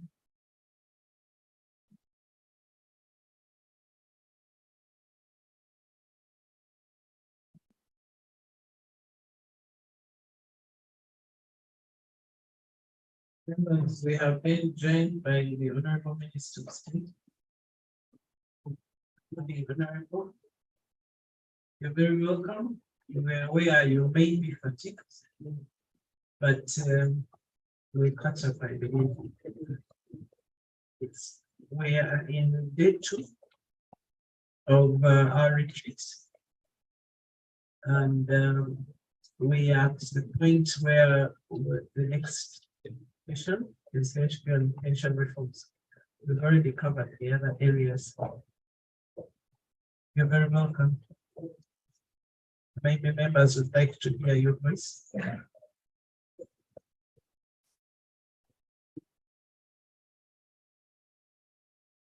Good morning, Honorable Minister. Good morning, ladies and gentlemen. I'm sorry for coming in late. I spent half of my night in the photo because we lost a relative. So I had to travel very early in the morning. I think I had only 2 hours of sleep.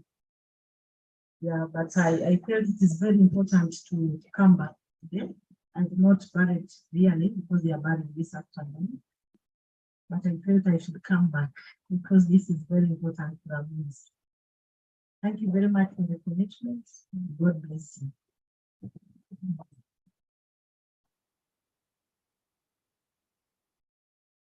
Honorable, but of course, since you may be stepping out, you will change direction, but we are asked for other comments. Those other comments from the rest of us can be after, but we could receive yours. Very much for that consideration. Well, the census here is very good. And it is one of the fundamental changes, the management, really, the payroll and what have you, the service, the personnel. What tools do we have to ensure that it is enforced? So that all these other challenges, which Mr. Perez has pointed out, are avoided. Why should people now be paid the other way? Under what conditions, under what terms are they doing so? Then why shouldn't the contract, why should people pay really when somebody's contract has ended? And there is no provision of renewal or whatever. Why don't we, if the contract has ended, but the hope that's going to be renewed? Late. Yes. Why don't we stay in a payment that period? Formally, but then has to be when a contract is renewed, it's there. But this thing, this is what keeps all these people complaining about that. Oh, I want that, this and that, oh, this and that. And she now this system, all this, you know, and whatever the problem is doing is properly recorded on the system. Can we work out things in the end are degrading system and creating a wrong impression and giving further all those alarmists. Just two people somehow, because they are not from the system, they are not being paid. Then public service people are not being paid. Only two out of the force of 471. Can we enforce? Is there no inbuilt mechanism even with that system? No. It's systems nowadays. If you press the wrong button, whatever you want to say doesn't go. Okay? Can't we do that? But eventually people are gradually, you talk of mindset change, it's difficult, but they are gradually, steered towards compliance and conformity. That's what they want. And then let this system be known. Let it be known. My colleague here visited some office some time back. And they went to the tracking the officers there. They told him, you see, public service, they're still using manual things. And they still have copy typists. So, yes, and it's not a long time ago. people there, big people who are knowledgeable and, you know, IT survey, they still believe that we have computerized pieces in the system. And I think we still have those Olympia typewriter.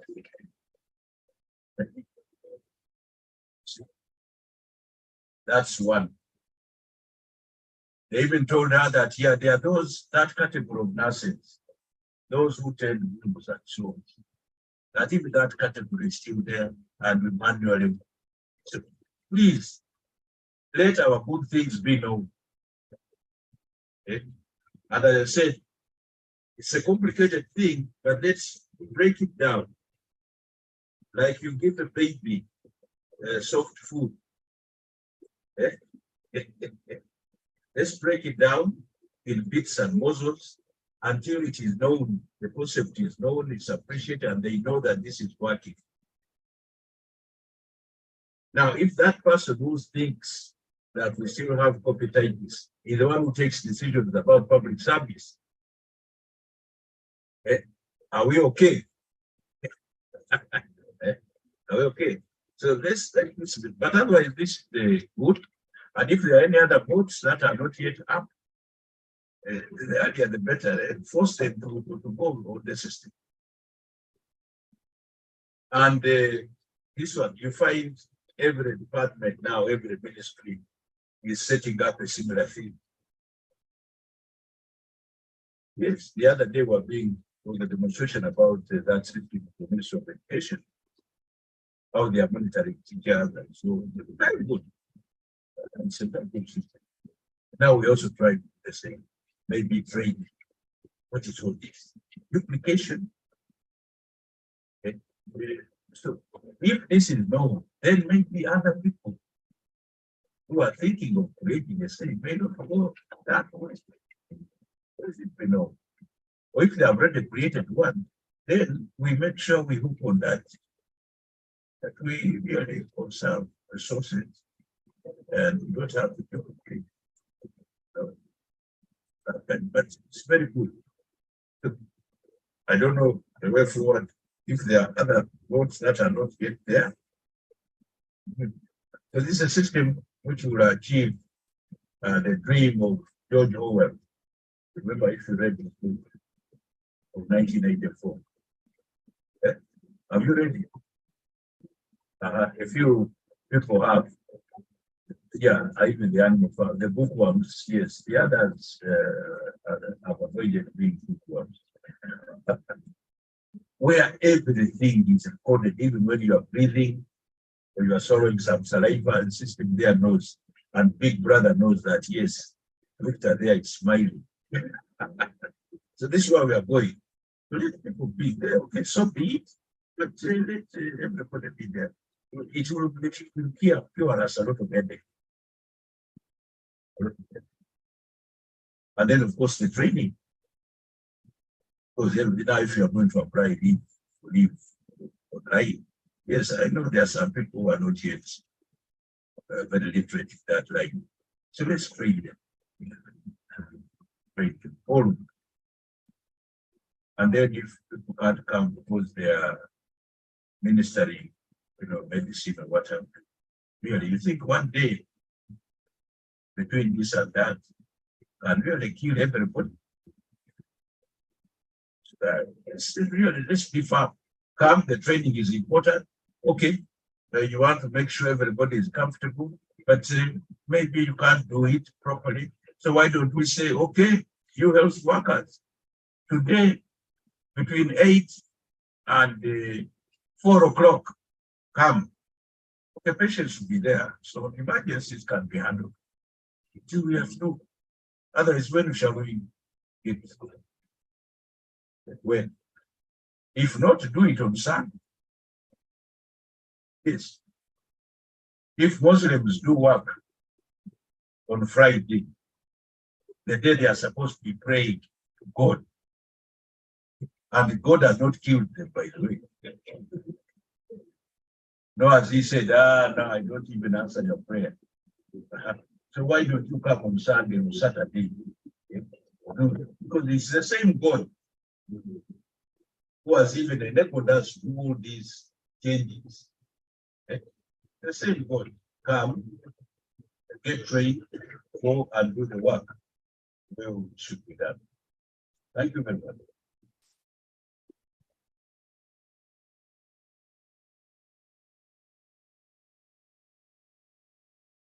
Thank you very much. Now, we start with what's wisdom. Firstly, welcome. I will start with the last presentation of the session one, key reforms, the ministry of the government, and that's special reforms, which will be handled by the Department of Taxation. Victor, welcome. Thank you, Chair. The presentation will be made by David Gideon. We have put this topic of sickness to form mind. So, Fred Ojo, please.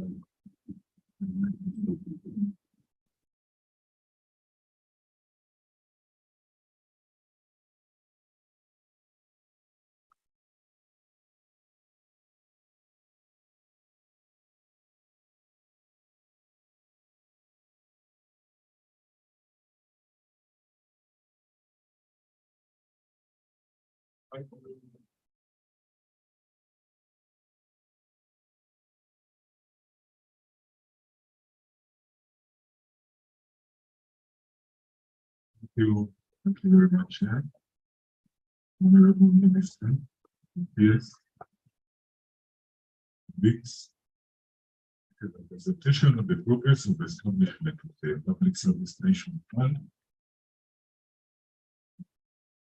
We have 10 minutes, the chair has given us 10 minutes, so by way of introduction, I will just rush through the introduction. Cabinet approved the principles for reforming the PSPS, the Public Service Pension Fund, from the current unfunded non-contributory scheme to fully funded and contributory defined benefits pension scheme. Pension fund, the Public Service Pension Fund is approved by Cabinet, and the appropriate certificates of financial implication and legal implication were issued by NORTHPED and the Ministry of Justice. The bill was submitted to Parliament and introduced on the floor of Parliament, and by the Minister and referred to the committee. The committee presented this to Parliament. However, due to lack of adequate sensitization, the report was referred to the Ministry of Public Service for harmonization. The ministry has continued to, with the support of UPRA and stakeholders, has continued to have meetings with the committee and benchmarking, experience sharing visits being undertaken in those countries. Then review meetings with the committee have taken place, and additional benchmarking exercises being held by the minister, by the MPs.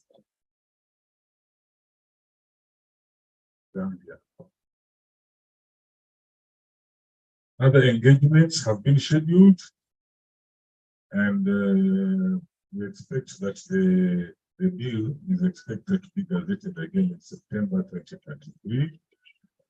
This is the implementation plan. The time constants and let's go through some points. But what we expect is that by July 2024, we expect that the Public Service Pension Scheme is set up and fully functional. Now, this is the bit of the presentation. The object of the PSPS Bill 2023 is to provide for establishment of the Public Service Pension Fund, establishment of the Public Service Pension Scheme, governance functions, organization and management of the fund, collection of contribution, and payment of retirement benefits, and investment of the monies of the fund, and for related matters. The features of the current Public Service Pension Scheme, these are the key issues. Some of these are the ones that we were proposing that need to be changed under the new scheme. Number one, the type of scheme is a defined benefit scheme. which was established in 1946. The defined benefit scheme is one where the parameters are all clear. The age, the length of service, so what is used to compute is known. The membership is traditional teachers, local governments, etc. Type of benefits, old age benefit, that's pension, invalidity, survivorship, short service. These are the type of benefits the person is entitled to. Mandatory retirement age currently is 60 years. Early retirement.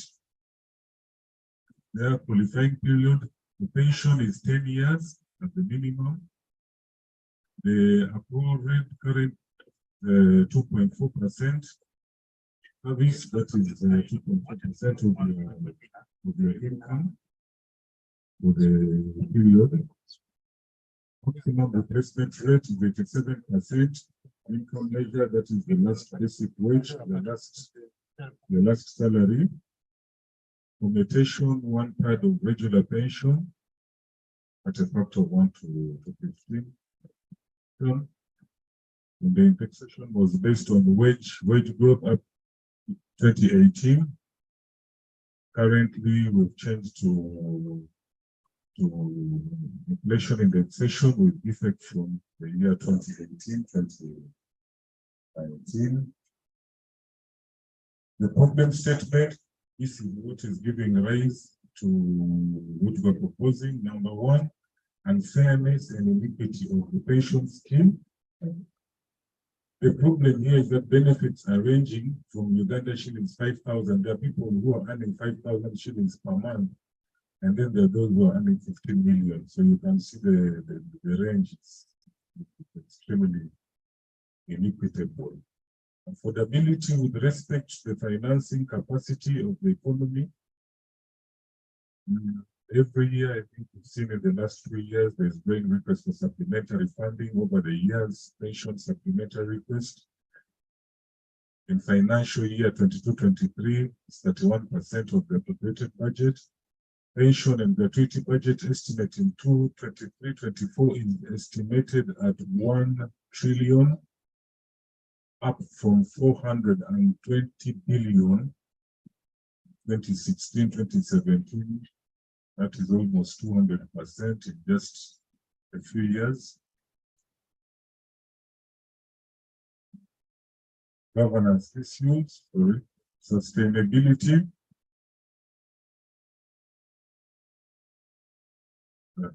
Sustainability caused by parametric reforms and other factors such as pay reforms, growing size of the public service, high replacement rate as high as 100%, formula based on salary at retirement. These are the significance of caused by that problem. Longevity in retirement rose from 15 years to 55 years, 19 years from age 60. Implicit pension liabilities for the pre-reform period steadily growing. 3.9 trillion in financial year 2018-2019. In the financial year 1920, this rose to 10 trillion. 23-24, it is going to be 16.4 trillion. Scope limitation, entitlement to pension under the current scheme is not guaranteed. Governance issues characterized by non-payment, delays. The significance of the problem, loss of confidence in the social security system, poor records management, accumulation of arrears, loss of pension funds, non-compliant act, size of the workforce and increasing public expenditure on wage. Wage has gone from 220 billion to 975 billion in 2006, 3.2 trillion in 2016. And the wage bill has gone to 6.7 trillion, which accounts for 37% of the local revenue, and yet the expenditure covers only 0.7% of the Ugandan population. Key design objectives: fiscal sustainability, affordability, adequacy of benefits, and prudential management and investment. The remedies, the bill seeks to transform from a non-funded, non-contributory pension system to a funded and contributory pension scheme for public service. Right now, we get all our funds for pension from the consolidated fund. This is what it hopes to transform. It establishes the public service pension fund and a scheme that is separate from the sponsor and regulated by UPRA and CNA. It provides for management of the pension fund by board of trustees and appointment of other service providers such as fund managers, custodians, actuaries, auditors. Introduction of a contribution of 10% by the employer and 5% by the employee. This will ensure that payment of pension is not dependent on revenue performance, thus guaranteeing timely payment. Revising of the pension formula from 1/500 to 1/600, that is now 2.4% to address the problem of affordability and sustainability. It's better to get slightly less, but to be sure you're going to get it, either than to expect a lot which you may not get. Guaranteeing pension through a formula and payment till death. Providing for prudential investment of the contribution to ensure the fund fulfills the commitments. A review of pension payable to members subject to the performance of the pension fund. Payment of retirement benefits to all members of the scheme, regardless of the length of service and circumstances of retirement. Right now, there are certain circumstances where you may not be able to get even if you work for 20 years. Introduction of a minimum pension to provide for adequacy. Compensatory salary increase of 5% at the year of inception to ensure employees maintain the same pay levels. Preserving the accrued pension rights of employees from the past service and protection of the same retirement bond. Protecting the rights of current pensioners and left with less than 5 years, who shall elect to continue this scheme.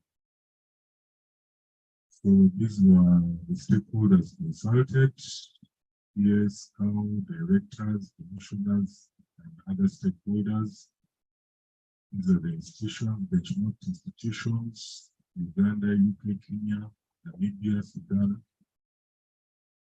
In conclusion, the reform of the public service pension scheme is long overdue because of those problems and reasons that we've stated before. Extensive consultation has been made both locally and internationally. The reform proposals were based on multiple options developed by an actuary. The reform is expected to address issues of governance, accountability, and sustainability, affordability of the current scheme. The reform is expected to restore confidence in the social protection system, guarantee social security for all public officers, and ensure timeliness and adequacy of benefits in respect to the financing capacity of the economy. The reform must be on top agenda of government and receive the required funding to achieve it. I thank you, Chair. Second, we now have all reactions and nobody's yes. But we have a short time, only 30 minutes, so this is that we are very participants. Everyone I am really believe I'm supporting, I'm emphasizing something that this what has done, we have done over time. It's unfortunate that we are behind schedule, but I hope that in the next session we shall catch up for some of the departments have the current presentations as the main components of their departments. So let's try this session to catch up on that. We have had some of presentations. I don't want to talk about the guidance, whether what kind of subjects or the kind of colleagues, this is for reactions and components of the forms that have been presented to us. Thank you. Chair, first I want to appreciate the presentation by the first facilitator. A very good presentation. And then we get a very good facilitator. Having said that, you raised a number of issues. The first one is, I think, although they talk about strengthening centralization, awareness, and also getting money to roll out to the inspection. I think the key issue raised on the system security and compliance, I think, in my opinion, is the first priority, because it is what gives everybody assurance to embrace it and use it. So for those concerns, put to perspective, we can use it to first improve the system before we go to so many other entities. Then the other one is quality assurance, complained about the quality of the information they receive. I was recommending that maybe we should give them unlimited access, access to HCM, so that they're able to validate the responses that various votes are going to input in the system. So I thought those could be some of the areas to look at. On the RAPEX, one of the things I observed was, I think in the most presentations we have been emphasizing that the job evaluation proposes a pay which can be implemented using the current wage scale. My thinking is, I think that popularization should be after we have done the cost implication, because there were a number of assumptions. Assumption number one is that the money we are going to rely from RAPEX, what the others are going to, the agents, what they're earning, once we reduce them, whatever saving is going to be realized can be scooped into pay reform. I think that is one assumption. The second assumption was the fact that these consolidated allowances and so on that people are paying, once we harmonize, we are able to use the same to pay everybody equally. Now, very few percentage of the employees, 350,000 employees, are earning those allowances. The majority are not, especially in local governments. These consolidated allowances are issues of the ministries. Therefore, I don't think, first of all, determining that money is difficult. It is spread in non-wage and current activities. Number two, even if we scoop that money, it is not sufficient to pay everybody. So I think those maybe we can analyze how much can the savings, including the reduction on pay and so on for those who are going to be mainstream, will it translate to if they were all committed to wage. Maybe we could look at that, but I thought that it's quite dangerous to popularize now. The other one is, as we embark on change management, one of the terms we have always used is boarding off. I know there is a HR concept of boarding, onboarding, and offboarding, but I thought it's a term we can avoid since it is not in our standing orders and most of our policy documents. Instead of boarding off, the boarded off staff and so on, it is more of a harsh statement. I thought we could replace that with what we know. We can even talk of retirement of those persons who may not be able to fit in any of these agencies and ministries once we implement. I thought that is something we really need to also address, that we revise our papers to talk about friendly terms. On the HCM implementation,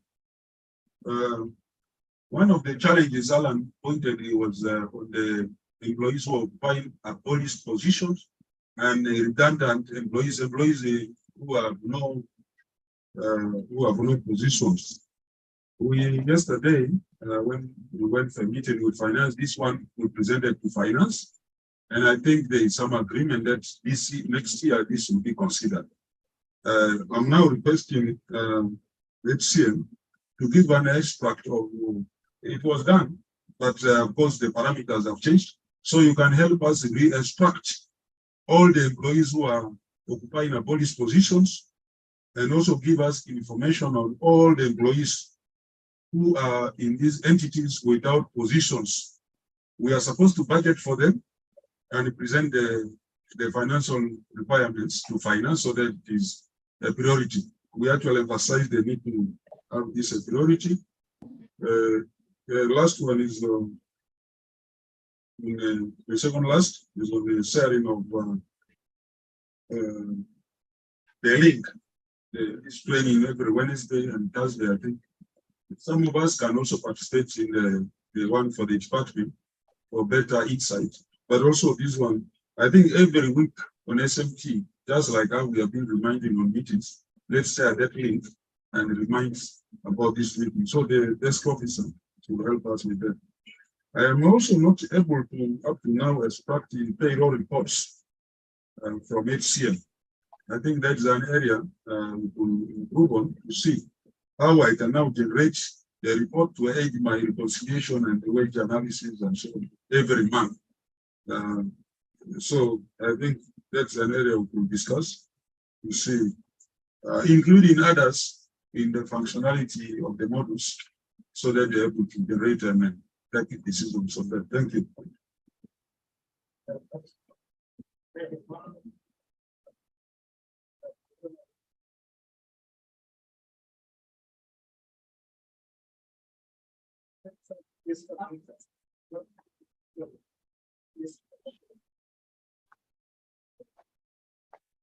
Thank you, Chairperson. Thank you, presenters, for all the presentations. I have some presentation on inspection. When you are presenting, you mentioned that the tool can only be filled, you can only capture information when the inspector is around. So that means that we are going to go back to the physical inspection we have been doing. Because if you can, an inspector can't be there, anyone at the local government or another MDA can't fill the tool. I don't know what we are going to do with that, because we want to go in, we want to go there for spot checks, confirming in some entities, not the usual way we have been doing things. I think we need to think about that.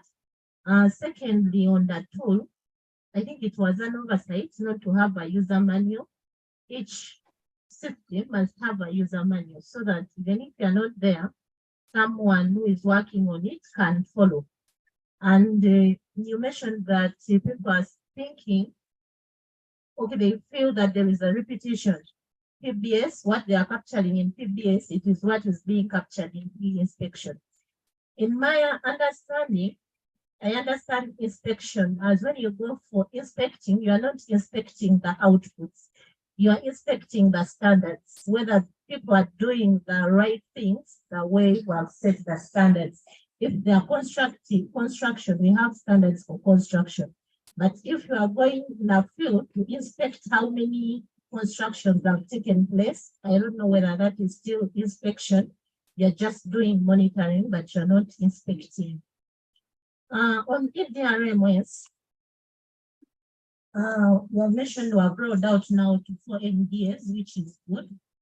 But in the ministry, when the EDRMS was rolled out, there are some issues that came up, departments were giving issues,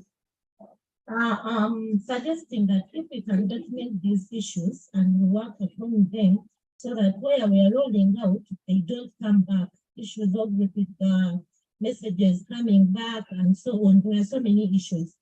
Can we document the issues on EDRMS before we go full board? And you mentioned that there is digital skills gap. But in the strategies to implement EDRMS, I did not say that, whether you're planning to train people in digital skills and the capacity you're focusing on the Ministry of Public Service. I don't know whether they're going to be the only people who are using this tool, but we need to widen our scope on capacity building and we train people where we are rolling out.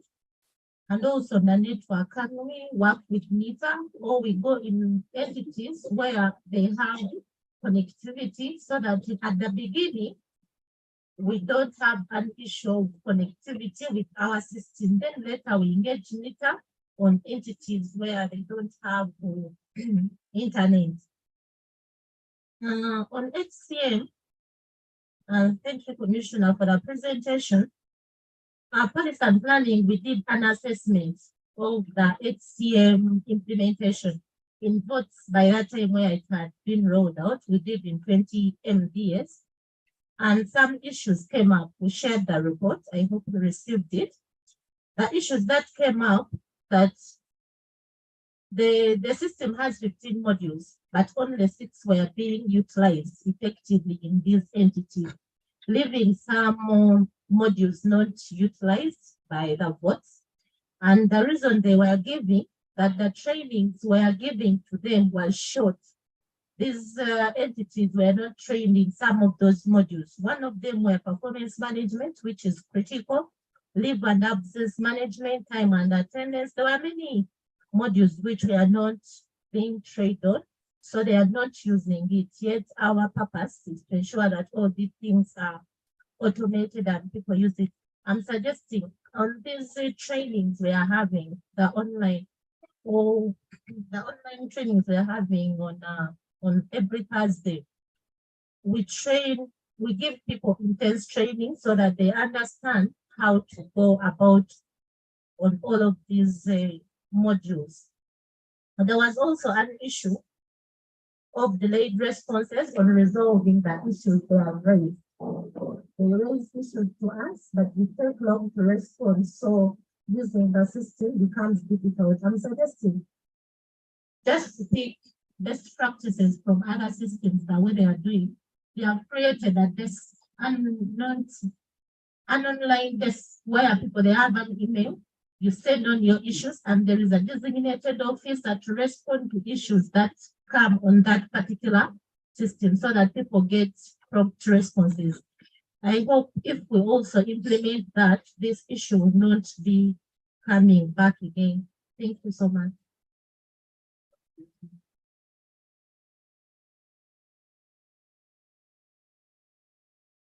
Yeah, thank you very much. I will try very much. You are constrained by time.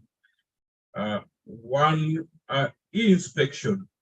My understanding is that this is a homegrown app developed within public services.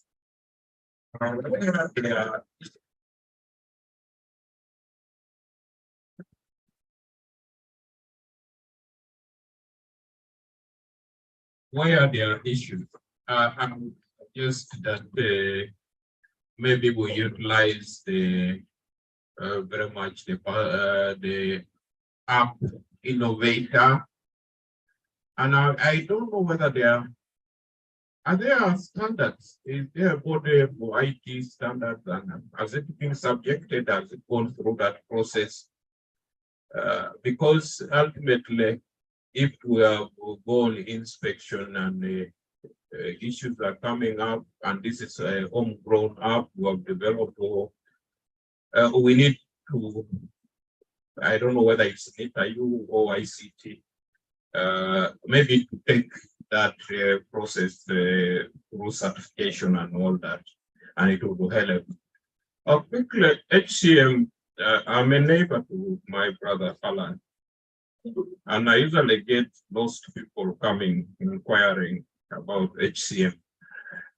One thing I was wondering, I looked at an advert.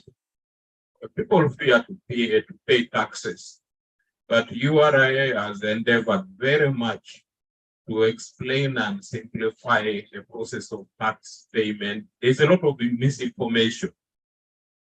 Talking to people who want information about HCM, I see there's a lot of misinformation, mostly from our ambassadors, the MDS and local government. Those are the HR. Any problem that comes up, they say, oh, it is because of HCM. I was just wondering, is it against the law or regulation for us to try to go digital or TVs, maybe radios, these local radios, and explain it about HCM, what is happening, how it is developing, and put out some advice, maybe get a budget to put out some advice like you are in that. Because there's a lot of misinformation about, like I looked at the URI advert where they say, oh, for you tax, you are the one who put about 60 million for you for food, and you are going to pay 20 million. Can't we explain in that way, so that people get friendly from HCM, maybe do most advert? And I think the minister, honorable minister mentioned something. We have a Twitter account for HCM.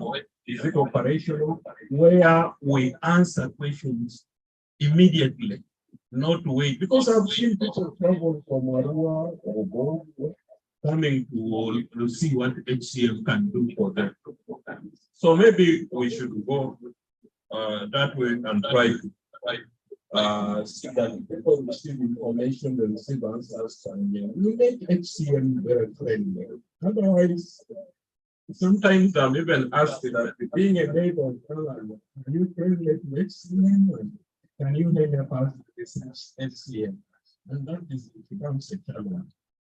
So, within the system, what controls and maybe punitive measures?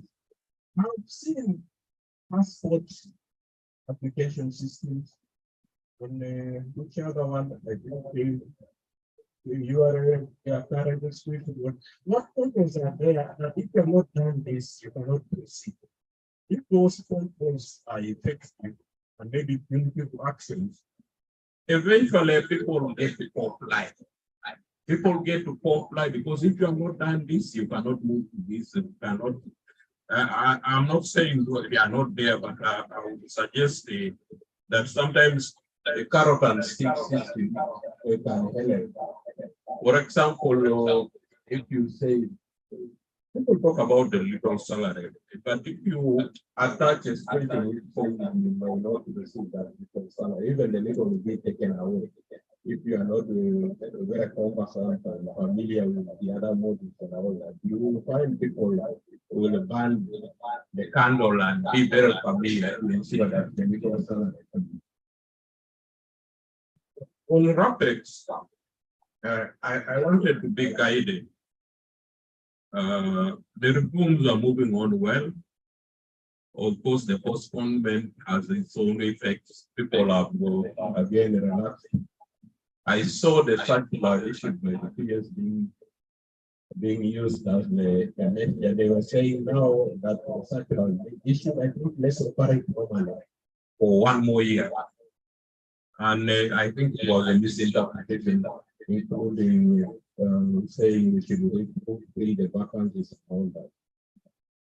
Specifically, I wanted to be guided. There are institutions like the Uganda National Meteorology Association, where I represent the minister. I've been told in the meetings that there are international conventions that we go against by what is it, realigning or absorbing UNMA under the Ministry of Water and Environment. I'm new in this area, but I don't know whether that has been taken into consideration. Secondly, there is a consideration the role of meteorology officers in the air industry. Is it the role of UNMA or it is the CAA? It looks like CAA is requesting UNMA to provide those air traffic control something, and they are giving a justification that we are opening the Kabalega airport very soon, and there are no such officers in place, and we are even being absorbed, so we cannot recruit. Then there are 10, they call them aerodromes, being rehabilitated and being activated, and all require such officers. I wanted the team under OPEX to look at that and see whether real. Is that the role and the responsibility of UNMA, or it is CAA, or is a shared responsibility? There is working together in order to ensure. Because I've heard statements like the Kabalega new airport is going to be, the opening will be delayed because there are no is it air traffic people who and public service has recommended for our, is it abolishing or something like that. And finally, pensions reform. I think it is a good thing. Of course, we need to fast track it as a cost saving mechanism. I saw a lot of costs there.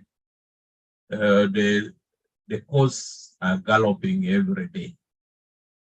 The responsible approval levels, parliament and whatever, I think should be convinced to, these are things which should be fast tracked. World Bank has disappeared and all that. So we should be supported rather than the ministry continuously rotating on an aspect which is very, very important and is trying to save and stabilize the economy in one way or the other.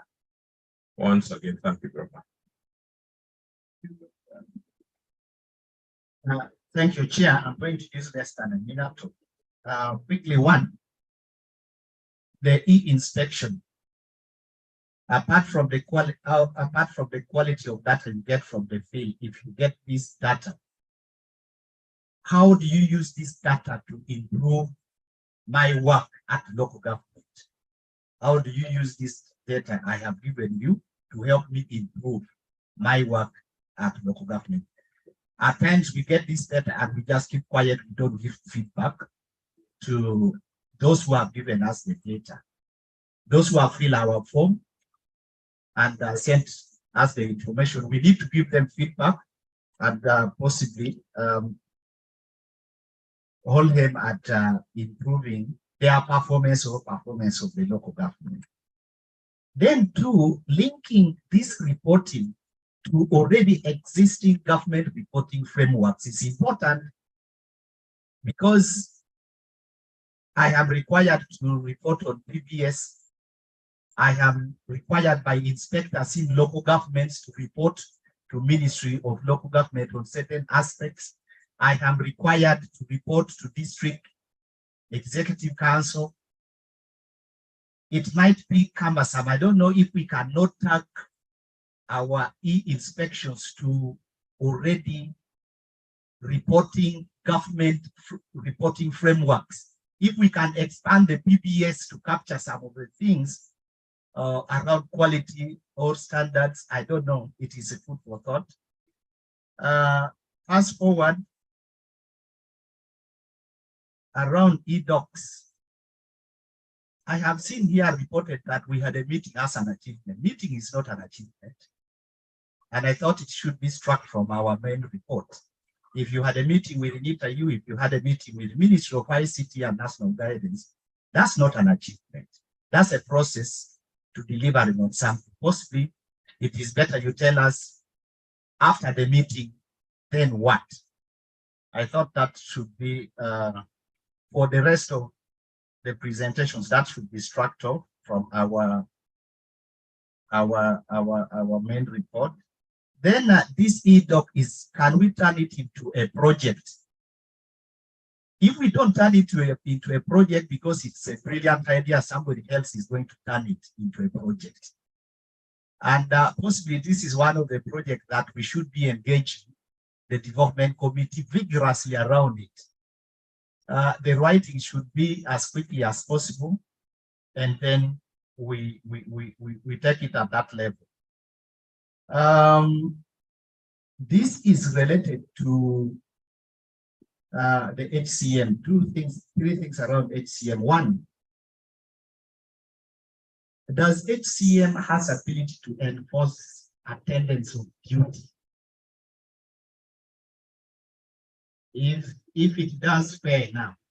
But if it does not, it should be also integrated with the adopted government efforts around many departments and agencies. For instance, TFID facilitated Office of the Prime Minister's Delivery Unit to enforce compliance on attendance of duty by teachers and health workers. How do we integrate? How do we let this talk to each other?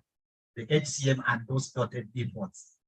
Then another thing is, Madam PS, you remember in the exit meeting of the Auditor General,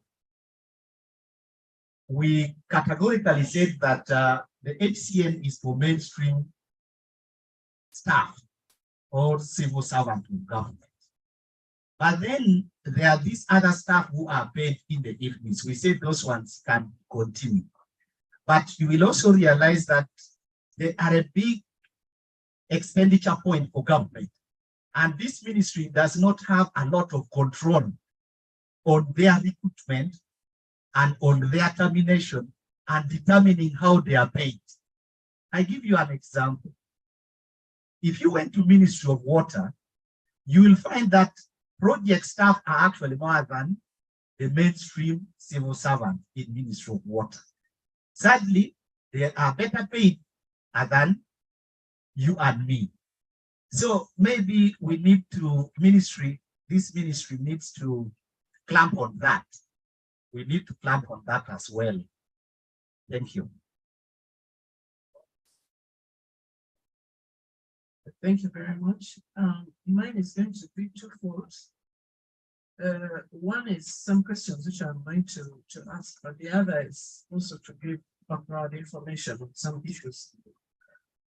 One, on the e-inspection, I'd like to thank the team very much because they have raised very pertinent issues. When you are developing an IT system, the customization of that system is supposed to take into consideration user requirements. And this ministry is not the only user. So I see there was a gap there. So what they are raising about the duplication needs to be taken what? Seriously. Not just saying, let's sensitize them, let's add more money and roll out. What is it that is not necessary, where instead we would be using integration to get that information? For example, all the generic issues which are under PPS, we do not have to reinvent the wheel. So is this pointing to a recustomization of the system, removing those elements that are not necessary? Is it also pointing to the need for the inspectors to have access rights to PBS? Or more radically, is this system even necessary? The other is, did we just do a copy and paste of already existing information and input it into a new system? So if we can resolve those ones, then we will know how to go to move forward. It's not just a question of adding money. But I sincerely appreciate, because in all this time we hadn't got this feedback. It's very, very important, so that we put money where it is going to be used for best value. The other, of course, is hand-holding. After you've sensitized, you've got to hand-hold and teach people how to use the system. I am of the view that it's not necessary to say that each time I am going to use, I'm using another system, each time I am going to use EDRMS, I must have an officer standing, breathing over me, not just standing over me, breathing over me, so that I can press the right buttons and put in the right information. Then that means there's something not going wrong. So let's get the expert advice on how we can improve that, and then we'll be able to sensitize, launch, even if it's a pilot, launch it, PS's forum, launch it with the heads of HR, and then move. And of course, cows. And then on EDRMS, one of the things that is derailing us, maybe it's the ownership and some slow centers. They will still have territorial fights, some slow centers, because it should have been the easiest system to begin to roll out. And there is even financing for it. But now the issue is whether ICT is going to relinquish that, keep the money, but relinquish the leadership in rolling out this project. We actually may not need GOU funding directly because a number of ministries are willing to pick this and run with it. So that clarity is what is mixing us. Once we resolve that and there's clarity, because there are certain technicalities that are taking place where which put some doubt on a few things which I don't want to see. The other is the confusion which has been mentioned on 12-year additional time on graphics. There was actually no confusion, but people are deciding to interpret and twist things according to their convenience. Why we issued that is because the financing was not ready. We have, as Victor said, we have discussed, Victor and Alan, we have discussed this with Ministry of Finance, so that this time we are getting the financial arrangements right.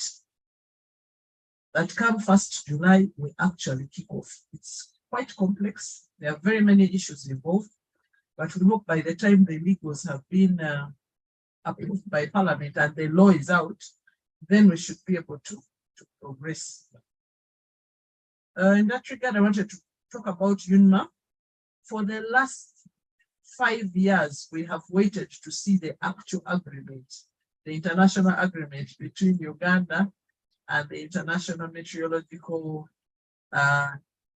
Authority Association. We have never seen anything that is specifically mentioning a structure, a specific structure. They mention the obligations of providing the function and the information for aviation. Even ICAO mentions, ICAO is International Civil Aviation Organization, requires you to have the function in place and information by professional meteorologists.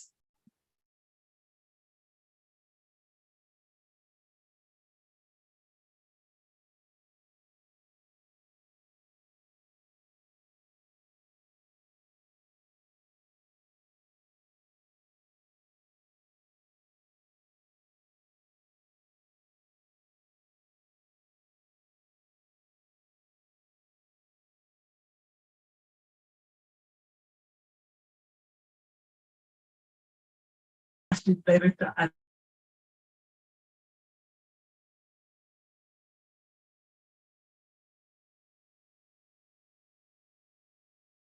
closed by now. Yes, it would have been closed, and it would even have been closed before, but the airport has been functioning since time immemorial, except during COVID when there were no flights coming in. So let's ask them for the facts. Just tell them, please, may we have that document added and see what happens. I beg to submit. Thank you very much. Yes, and members, we have Mr. Saka. Mr. Saka, I don't, this Mr. Saka is Mr. Saka, I wanted to say that we are talking about HCM. First page goes at the end, not just 1 minute there. I think the first page. Many are for information, but it's about HCM. And audit a bit, but if it's for something else to come in, then probably something more. Yeah, that's. Thank you. And so, thank you so much, Chairperson. Just to reiterate a few things, not repeat what has been submitted, but rather emphasize the points. On inspection, as the rightly put by the PS and Richard Weddington here, computer, is that a system has been going what for a POC, proof of concept, and has been piloted in the Ministry of Public Service. However, out of the pilot, you can see a number of emerging requirements. This necessitates the department to scope a business requirement.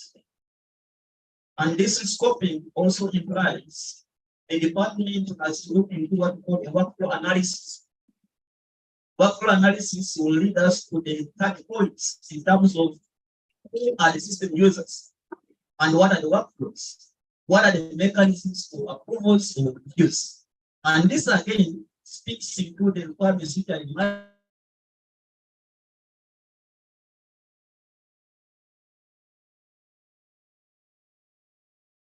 but not looking at the client as the receiver or user of information.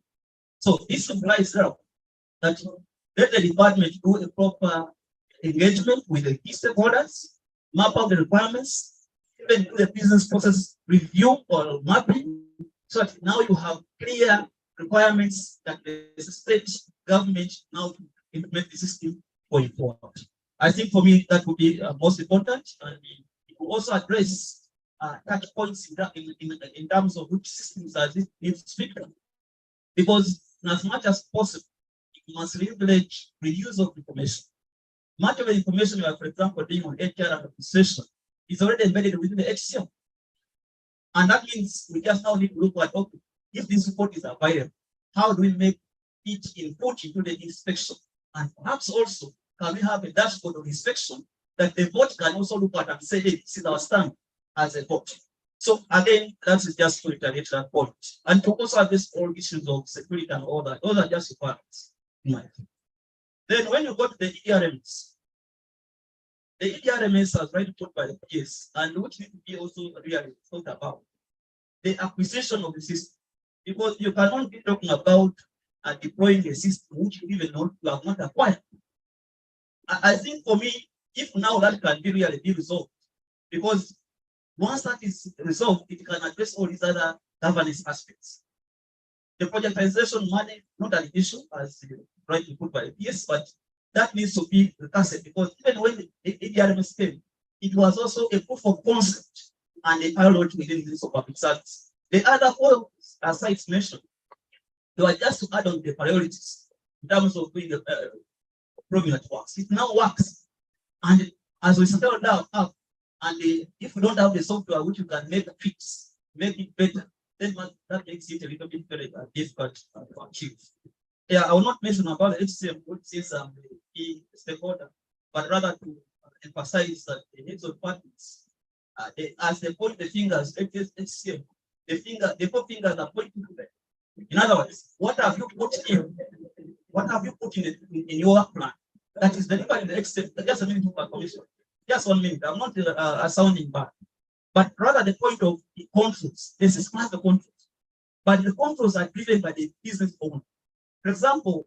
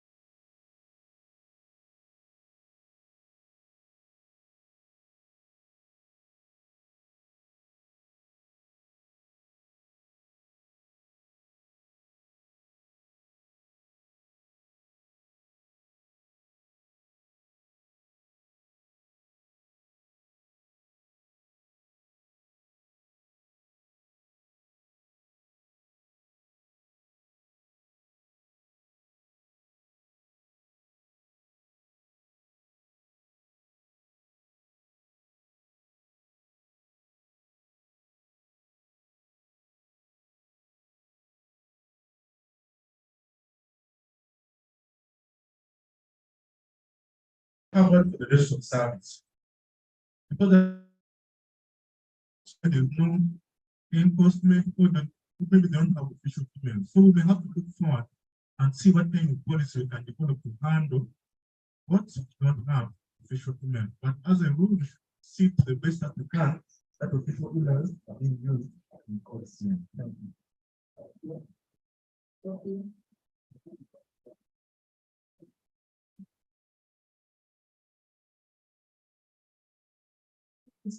Yeah. Mine is on inspection and broader than that. My request is for the Department of Inspection to help us when you carry out this inspection. Kindly send to us as departments key areas that are not performing well, so that this can inform our action as we go out to support. Instead of supporting randomly, we know that we are going to this institution because arising out of inspection, this was not working well. But also these reports will help us to generate statistics, because if you inspect, we know that we have a lot of statistics within our ministry, but the problem is coordination and how to pick it. And still on statistics, Mr. Chair, I would also like to request that your department, since we have statisticians, spearheads getting statistics from across. For example, we have statistics in OPM in relation to assessment of LGs. We have statistics on attendance to duty. And for us, usually when we want to obtain these statistics, we are making calls around the OPM. Somebody says, let me go to this one, let me consult this one. In the long run, we don't get these statistics. But if your department can spearhead and you get us these statistics, we can be we can move a long way. Then on HCM, the body of performance management, I can reliably say is one of the most user-friendly modules on that system. Its challenge is just the capacity. And before we go out, let's try to build it internally. And I'm going to request Jessica to kindly flag a list of people who have not done agreements online this year, such that the department can move down to the individual departments and support them. It could be a system issue, it could even be a capacity issue. They have understood the system, click here, click there. But what are they putting in the system would be something the department can work on. Chair, that is all I can say. And then on the issue of controls, suckers issue, how we can enforce the system, I think we shall get there once we've entered it. We may get to the level where we benchmark, for example, in URA, they don't pay salary to somebody who has not planned. When the year starts, they don't include you on the payroll when you have not planned what you're going to do. So in the long run, when we finally penetrate the service, we may go for those options. We may figure out how to link the salary to performance planning. We may figure out how to link the salary to assessment in the long run. I think that's all I had to say, Chair.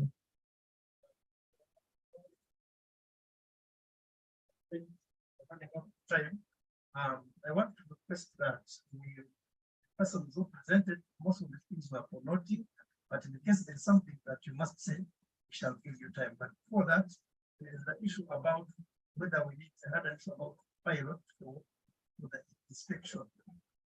Whether it's a pilot, whether we are doing it. Well, what is happening? We started to do something like that. Then we talk about the ministry. And we are running so many things, but it seems we have the spirit of expanding it more with our mistakes, others as we learn. So I think we have to make that decision that this is a pilot. We are stopping here, we are picking all lessons, and we are going to roll out the product that is complete.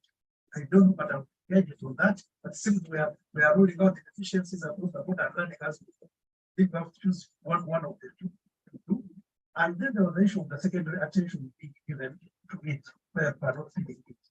Even that one, part of the reason that they are seeing many deficiencies that they are taking it as a product that is not complete. So before we do all that and before such as, let's be confident that we have closed all those blocks. Then the issue of the recommending the inspector to be in the place. So we wanted us to pick a issue of other systems as we move along the way that have done it.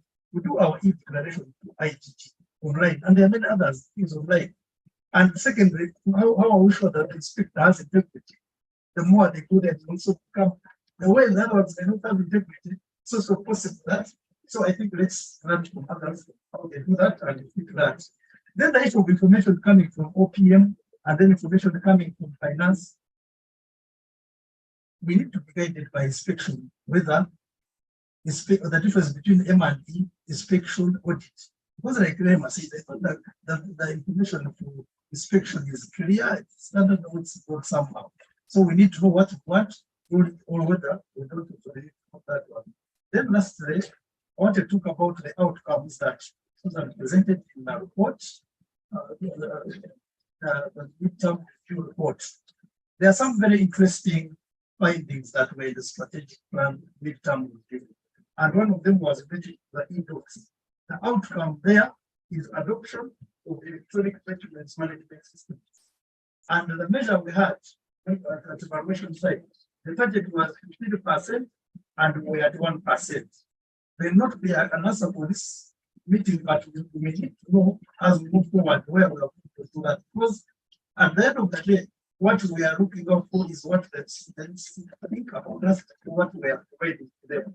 Equally, the one for HCM, we had this interesting indicator. Well, the outcome is improved efficiency in the payroll, and most of the measures are good.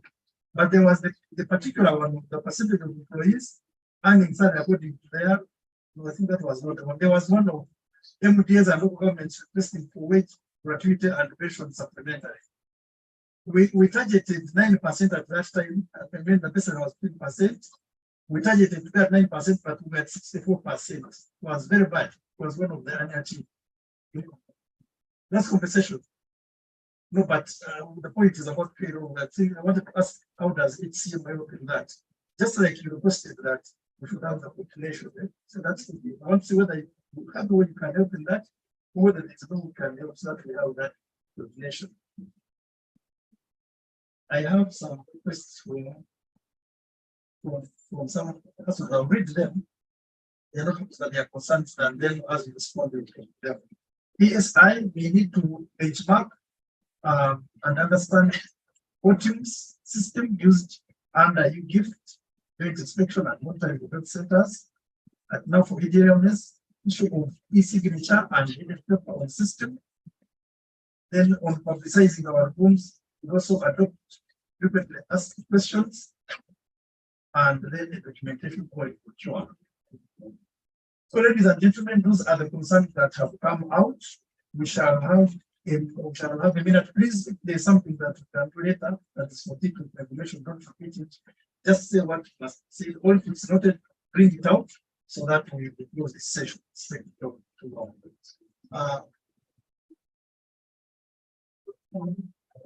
Thank you, Commissioner. Just a minute, minutes are coming. Thank you, Commissioner. Let me start from No, where the Jihan wants to go back to what I've been about. Now, about the pension. May I be educated? What is the difference between a fund and a scheme? Because that question, I will meet that question, I know, because I normally talk about these things. A scheme and then secondly, I've seen the implementation roadmap, implementation plan here. And on 12, there is Ministry of Public Service draft regulations, guidelines, and manuals to operationalize the bill. That will be in January to June 2024. And we start now. I think we can start if we have time. And when the bill is assented to, when the will it be a bill? Will it still be a bill? It will be a law then. We'll find us ready so that we can start with. That's all. And it's happening. Because it is the same as the 13. Carrying out data cleanup and whatever, you can start early to avoid further delays. And on this very paper, on the problem statement, under the significance of the problem, I've seen we have a problem of records management, accumulation of areas and loss of pension funds. How are we going to handle this? Because I know many people are still demanding their pension areas. And it is not little money. How are we going to handle them? Have we made any plan? Shall we pay the areas or we shall ignore them? Will they not take us to court? Then on the remedies, on paragraph 2, I remember when we met last with the MPs, the Attorney General had guided that UBRA should not regulate this fund because it's for government. Have we harmonized that? Because for us, we feel it should be regulated by UBRA, like other countries. Because when we went to Namibia, it is an officer that is regulating the public and the private. When we went to Kenya, it is the same. Now, why can it be different in Uganda? And yet we benchmark from those countries. I feel it is a very good practice that UBRA regulates the public. We should harmonize, otherwise we will be embarrassed by the attorney. It's very vocal. Yeah, now, yesterday, we had a question. Mama PSC were not around, but your representative did not have this question. I think he has interest as well. That there is a set of new guidelines on the allowances that I think it is increased allowances this time around. And the staff are wondering why are other ministries already implementing the new guideline and Ministry of Public Services still paying using all the rates. Thank you. There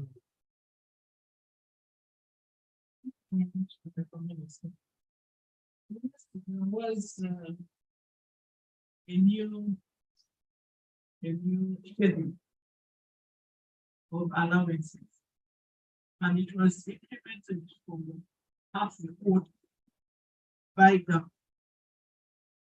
And then some ministries and institutions raised the red flag that it was unimplementable because their budgets ran out before the end of that quarter, or were likely to run out before the end of that quarter. One of them was judiciary, the other was education. Because for judiciary, going through the circuits, the operating circuits, the amount of money that was being paid meant that they would not be able to complete their circuits. But that was when they were being treated like the rest of government. They are not yet separated as a third arm. So when they were separated as a third arm and they had their own act and they received their own budget directly to that arm, privileges, they reinstated. That is why they are that. Judges and company. Ministry of Education said for marking just the amount of sitting allowance for those marking allowance under Ministry of Education, they were not going to be able to mark national exams, which was very serious. So immediately this was raised by Ministry of Finance, and they put up a cabinet paper and cabinet rescinded. It made an exception for ministers. So honorable, you are being paid in that one. The rest of the 190 are still in the past. Because ministers complained that Parliament had already escalated theirs very high to the sky there. So Parliament is also paying that, but the ones who appropriate. And then Cabinet Secretariat said for them they are unique because they go nowhere, they earn no allowance, they are in a dry zone. So they made a special request, which cabinet considered, and cabinet secretary was brought on board. The rest are still where they are. And they believe that the Ministry of Public Service is sitting on the matter, but it was a cabinet decision which was raised by the folks. Yes, so we resurrected it, asking for a certificate of financial implication. One of the reasons why they had rescinded the earlier decision, they said, no, actually the certificate of financial implication we had given you was overtaken by events because it was from the past. And for us, we had revised much further upwards in relation to inflation. So we revived this and sent it back to the Ministry of Finance for a new certificate of financial implication, which has come out negative. They say government can't afford this. So that's where we are. But it is not true that ministries across are implementing. Those which are doing it under the table, it's actually under the table. And you'll find it could be for some selected people. Otherwise, we are not doing it. Yes. I think we should continuously advocate for salary enhancement, because these allowances sometimes are not counted by these people. They don't count the allowances. But if we start computing the allowances, they will also be shocked. They will also be shocked. But I think we should continuously advocate for salary enhancement now that we have an ear from my school yesterday. I think it will happen. Let's continue. And I know he's very willing that our public servants are paid well so that they can implement the development plan.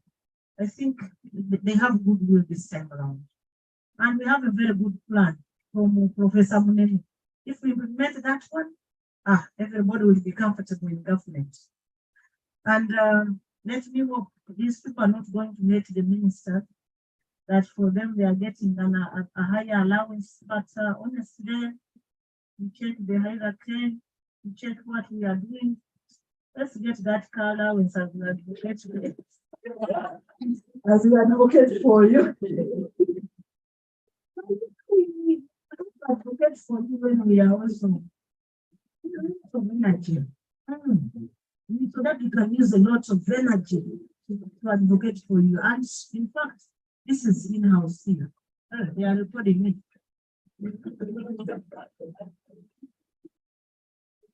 Let me leave this part. Let me leave this part. There are some ministers who are brainstorming that they would rather remain members of parliament instead of being ministers. You know, for me, I'm an ex-official. I don't know what they do in parliament, that the ministers are like, I wish I am only a member of parliament.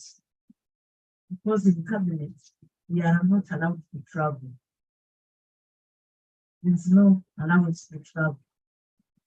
Cabinets. Those who normally go are sponsored. And if you see some of us going, we sponsor ourselves. But the members of parliament keep their bags here at Entebbe in the hotel. When they come from UK, they will come and change the bag and go to the US. But they will bring no report.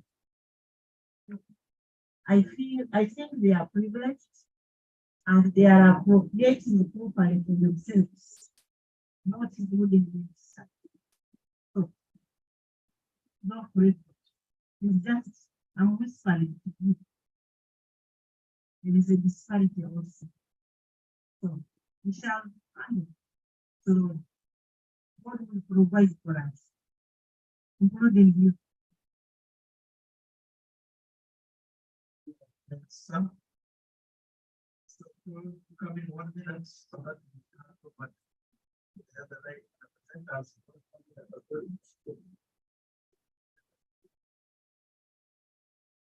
Yeah, thank you very much. Just in a minute. We constantly, as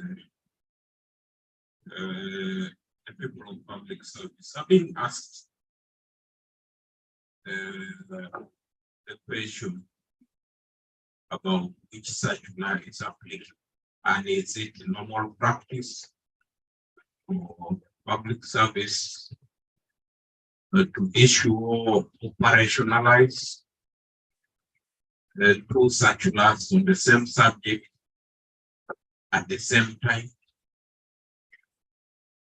And we're a little bit trying to get a clearer answer how to explain this. I don't know if my colleagues well, such questions have come. Just wanted to clarify. And Honorable Minister, yesterday I specifically did not answer that question because I was also lost there, and I wanted to the right people to come and answer. That was the reason. But I did not edit. Thank you. Yeah, thank you very much. There were questions that were raised and the ones by Mr. Mujuni, which I read. So please present the 5 forms. Just come in. If you want nothing, you can say noted, but just 5 minutes. Thank you. Mine, the ones the minister raised, but this last one, I think we can issue and also withdraw. I think that is it. Because when the circular was issued, there was new information which cabinet acted on after finance submitted that to the cabinet paper, and they were given additional directive, and that is how it was withdrawn. So I think that is the reason. On the difference between the scheme and the fund is the institution. It is like the Ministry of Public Service. It is about the institution and the governance structure of the institution. That's why under that provision, we talk of the fund, then we talk of the board of trustees, we talk about open offices and so on. The scheme is about the rules, collection of contribution, maintenance of members' record, payment of benefit, investment of pension money, and so on. So if you look at the bill is in 5 parts, and each part talks about, when it talks about the fund, all the things about the fund are listed. If it talks about the scheme, all the things about the scheme are listed. How do you qualify to be a member? So on. How do you retire? All those are under the scheme. So we call that scheme rules. Then about the roadmap, I think we can still discuss that further since we are meeting the MPs. Most of these is a result of the fear we had in the past, where we prepare roadmap, it is not implemented. So also we are financing of some of these activities, and that's why we are now saying, okay, you can schedule them later, but some of them have to be after a milestone. For example, we have drafted all the required regulations, including conduct of meetings and all that, but others must be after the bill is in place. That's why we are trying to push them ahead. And most of these regulations have to be approved by the Board of Trustees.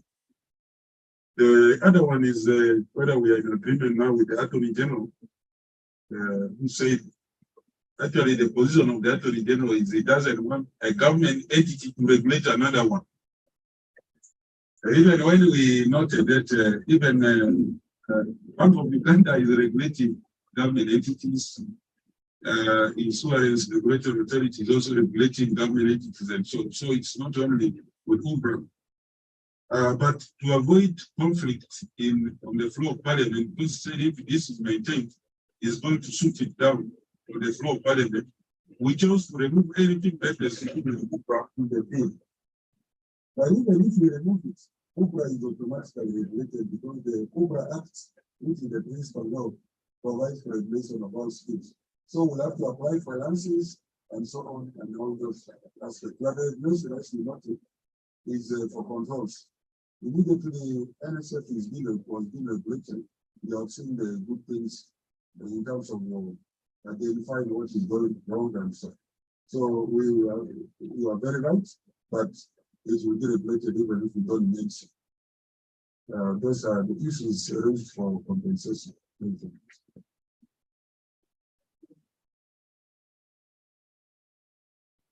Chair. There were some issues raised in this. First by that this system has been rolled, and it has been operational in rolled 4 MPS, and it has been operational in public service. And affects the departments. Most of the departments are raised the amount of issues, which issues should be captured. And there's all the issue members that it is still a number of issues are being raised. The awareness within our system as business, operational and system things. These matters are constantly submitted to the department and the consultant. We have also had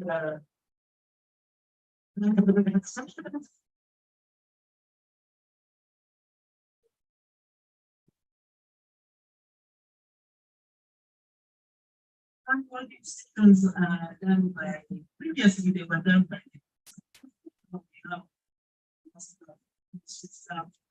doing that. The department with the challenge and producers and he or she is supported. Members, we have also planned for validation of this DRMS where users could be invited and issues captured.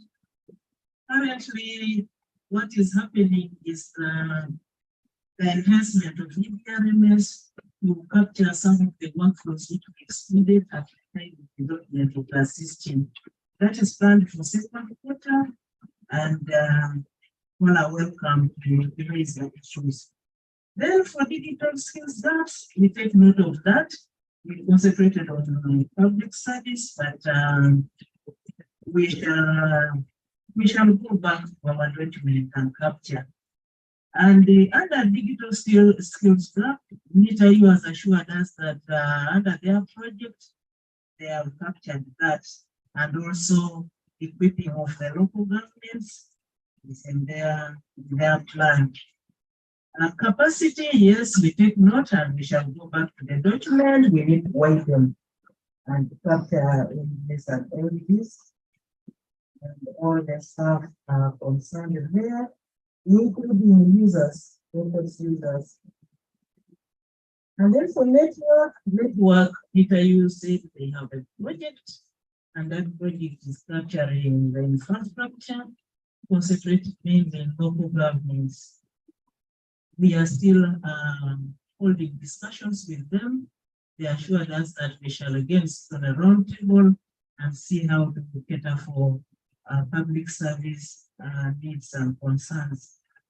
Capturing meetings, I agree with you. We shall delete them from our report. The major challenge is that, EDRMS is being implemented and budget is a big issue, and yet we want to keep the fire burning. So we keep reporting some of this. I know it is wrong, but sincerely speaking, the fire must continue burning and this must be flagged so that at the end of the day, we can have it. In terms of projectizing it, this is happening. We are called back again to the drawing board. We had a concept paper which was presented to SMT. Then along the way, we noted that NITAU also had an EDMS system which they intended to roll to MPS and LGs, and we said, no, let's go back so that we can have one system for government. As I talk, the assessment of the two systems has been concluded, and the report should be, the report will be presented at SMT. After that, members agreed that the way forward was to have that comprehensive report. After the report, we shall agree on the funding, and a clear roadmap will be drawn based on the findings in the report. Then acquisition of system. Members, NITAU assured us that, not NITAU, Ministry of ICT and National Guidance assured us that they have budgeted for this financial year, and they assured us that the enhancement of the system has commenced and that they will procure this system. We shall have the source code. All agreed verbally that Ministry of Public Service is the lead institution. But members, as you can see, Ministry of ICT has continued budgeting for the same. NITAU is moving in its own direction. even after agreeing that we assess the system, the EDMS system by NITAU, along the way they were hiding here and there, they didn't even what? Could not demonstrate what they have. So I think that is all. The rest, just as you raised the issues of outcome, again, our problem there is budgeting. We don't have a budget for this. That's why you see us going to, over a period of 2 years, just having four institutions. After our meeting with these 2 institutions, we shall be able to guide government so that the MPAs and LPs, those with the resources, can budget and have the system hold to them. Thank you very much. Excuse me, Chairperson. In addition to what my commissioner said, there was an issue on e-signature. And this one is internal memo. We also intend to add internal memos module to this EDRM system. NITAU has it already, and we are going to integrate that if all goes well. Thank you very much.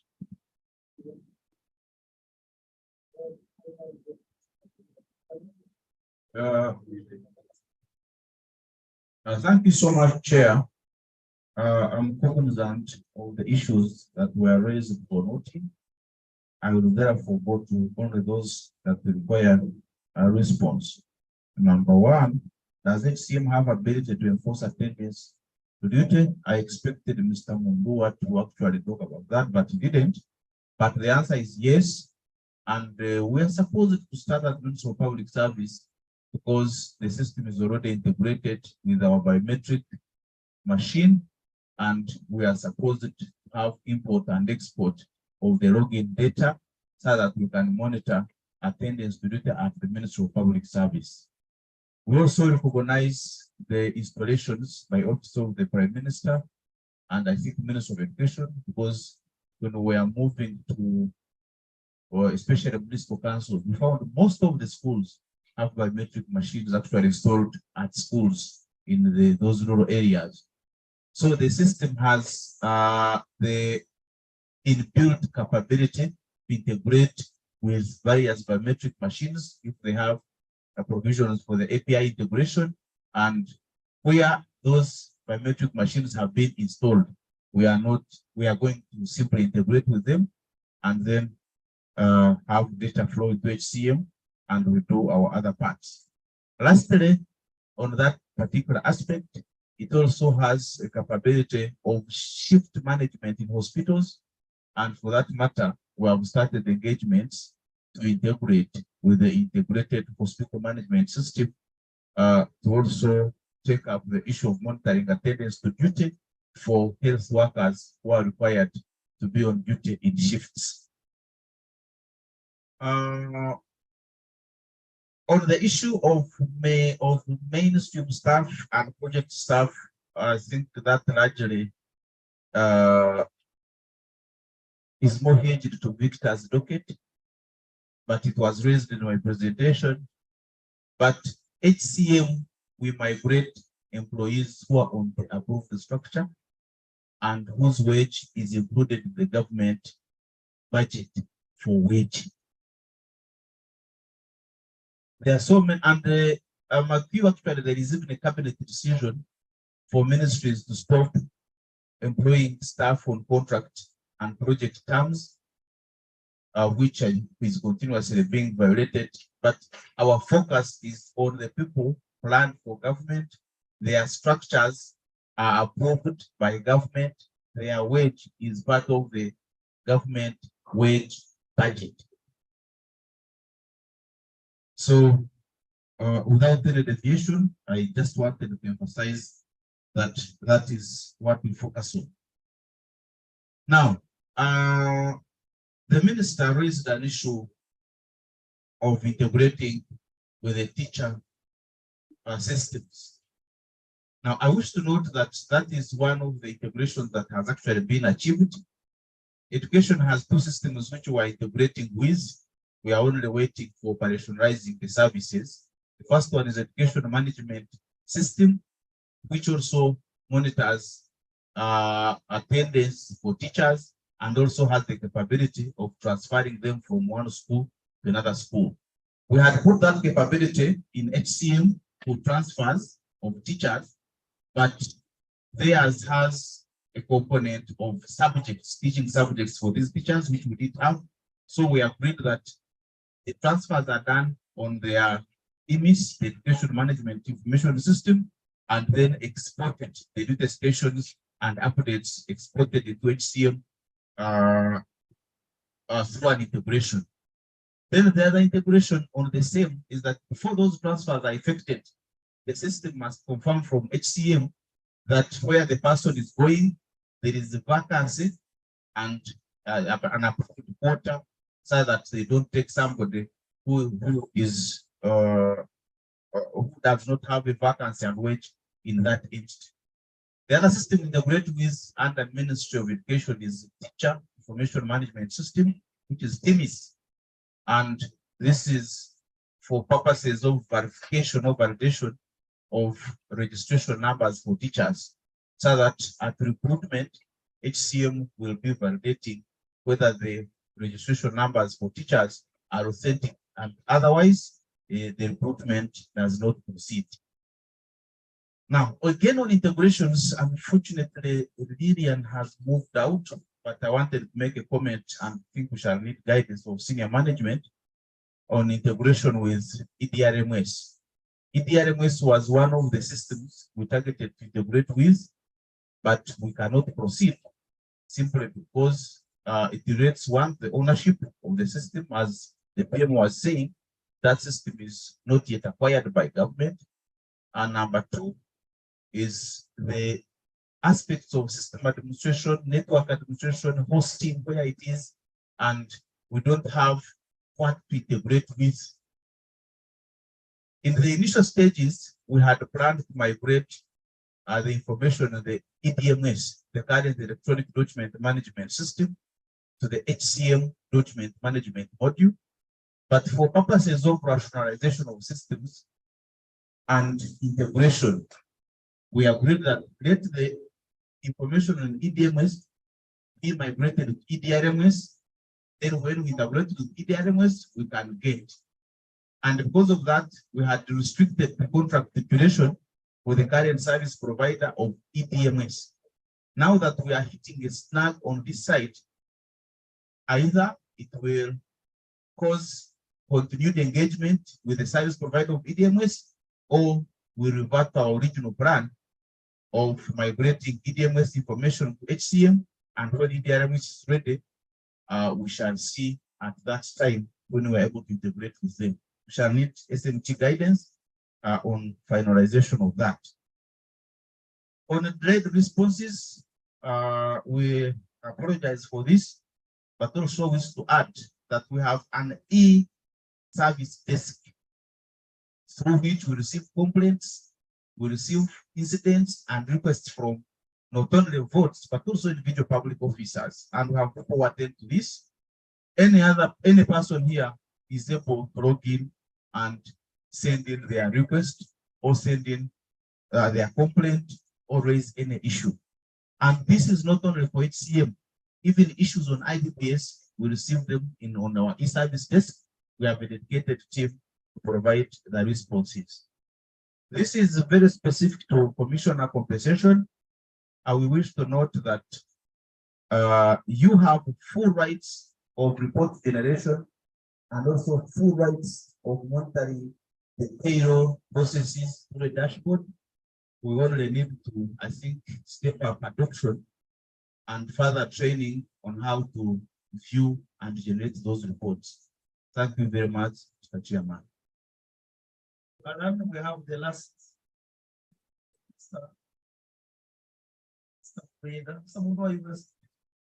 Thank you very much.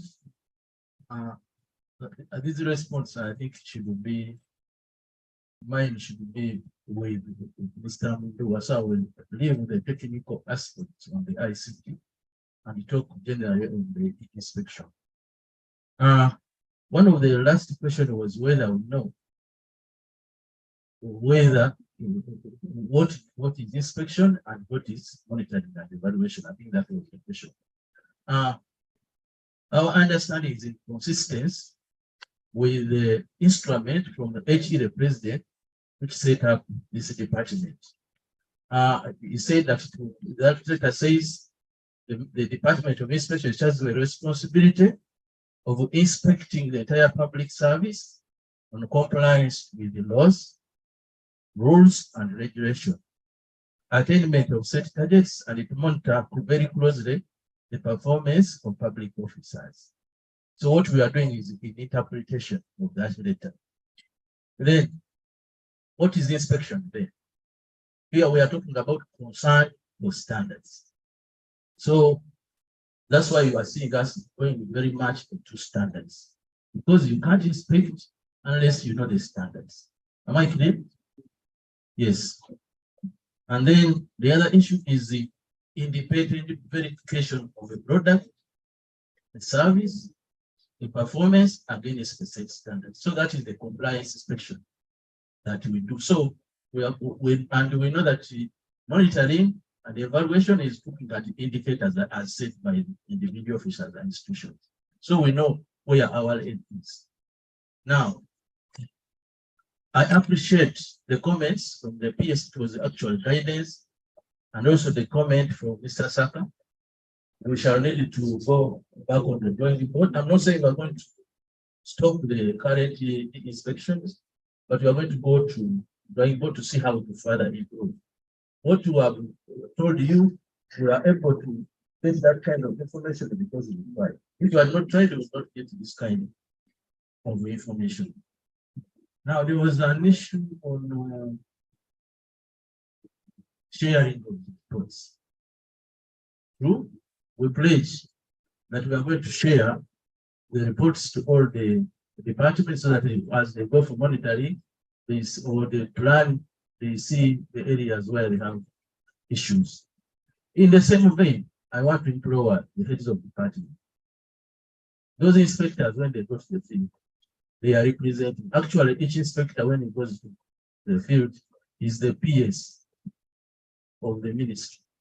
So we also employ the departments, HCA, all those ones with systems, to make an effort to involve the inspectors.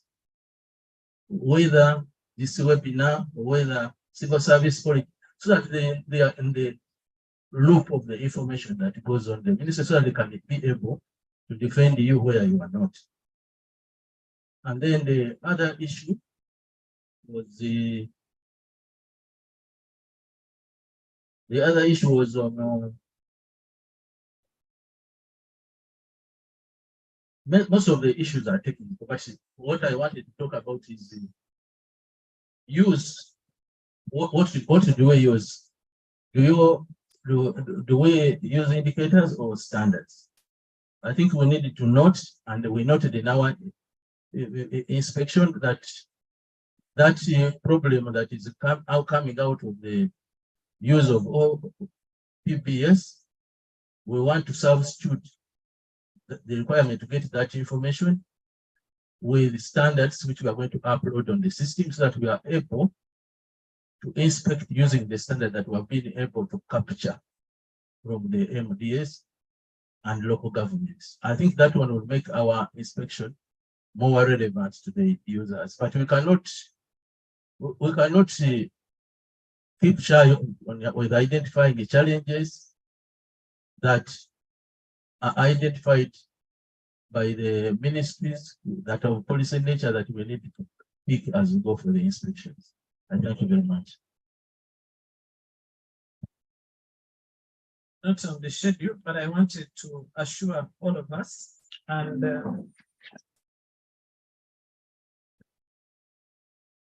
For sure, all of us, but it's not that we are castigating about the challenges. We are very happy that these issues are coming up because they help us to improve.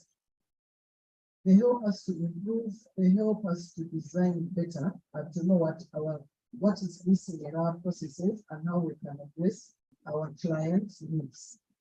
So please don't talk about shyness. We are extremely delighted. I am extremely delighted that I am seeing what is it that can be done better. And the fact that you've interfaced with the clients and they have given you this also shows that you are working. Because if you put this under the table, how would we know how to improve? Remember, the piloting is in order to improve. And then we see how relevant this is, that it should go out to the service.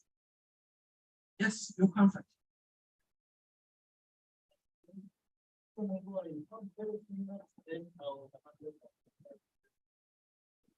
Thank you, Chair. Chair, just I'm going to take note of 4 or 5 items, the rest are not. One of them is that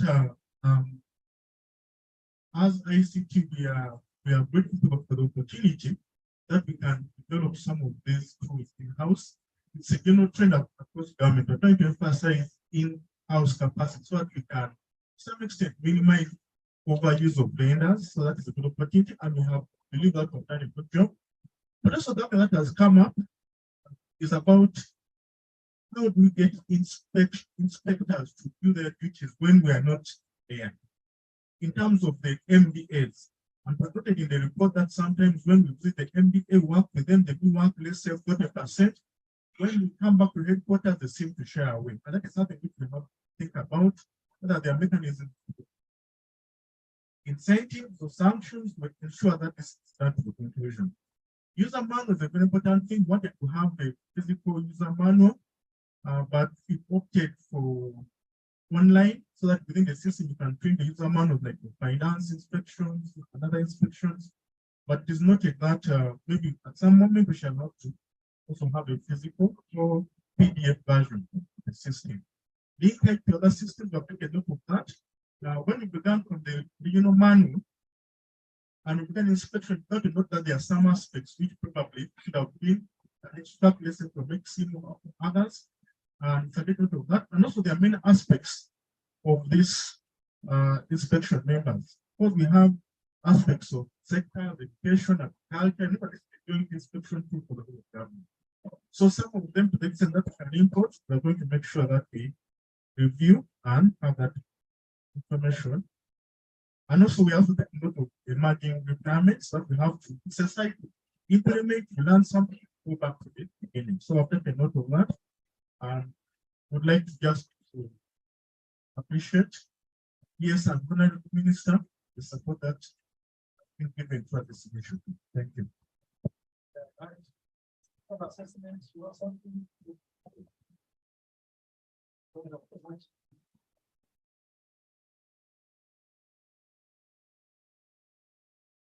Thank you, Commissioner. Issues which were raised for institutional assessment were 4. Yes, answered the 2 on confusion on the time of implementation and also the role of CAR vis-a-vis of the aircraft officers. I want to give a response on one on the international conventions, obligations that will be going against as a result of rapids. Yes, also touched this, but in view of CAA and UNIMA, but on the whole, where we are having protocols, conventions, and all that, we are saying that when we shift the function or we mainstream a function into a ministry, we have not lost the function. So whatever obligations which they have been serving can still be supported under the ministry, as long as the function has come out where we have mainstream it. The other one was the approval levels of the legal frameworks. Commissioner Otero was requesting that how can we fast track that process so that implementation can be time. And I think we may not have the powers to force the parliament to review the frameworks, but maybe at a political level, there might be some kind of negotiations to request that when it goes to Parliament, it is expedited. That's all.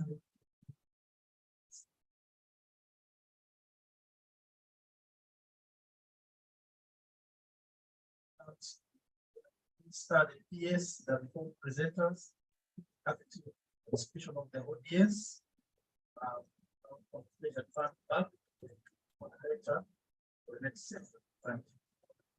I thank you so much, Chair, and Honorable Minister PS. Let's stand up a bit and do a very simple exercise. Please get a piece of paper and turn to your neighbor. Get a piece of paper, turn to your neighbor. Just a piece of paper, get a piece of paper, turn to your neighbor. If put the paper on your head. Yeah, put the paper on your head with a pen. Please ensure you have a pen. Yes. No. So draw the head of the person you are looking at. Draw the head. Draw the head. Yeah. Have you drawn the head? Okay. Put the ears. Put the ears. Dot the eyes there. And put the nose and the mouth. This you can make change, and that is how you look.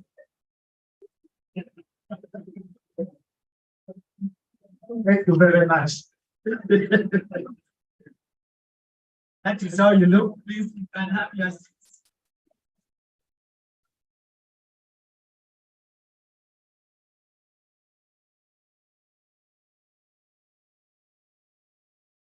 That is how your neighbor looks.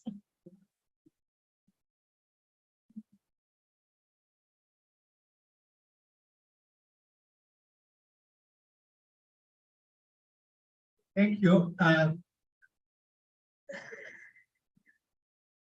Ladies and gentlemen, you must have noticed that we are fatally behind schedule, but let's try and rush this. The most important thing also is that some of the presentations that are coming up, some of them were done in the last PSTP meeting we had. Most of them. We do not expect you to go into the details of your departmental programs. If you think there are critical things that you expect this meeting to know, that has happened and in your next plan, please focus on those. That's number one. Number two, I would like to implore upon the next chairperson of the session coming up to be one, strict on time. Be strict on time and sound the warning bells ahead of time so that people are disciplined in managing their time.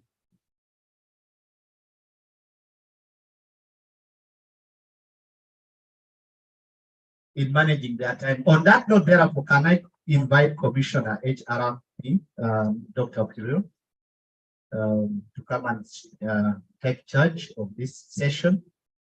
Please come to the right of my commissioner. Yes, we have not yet had our lunch.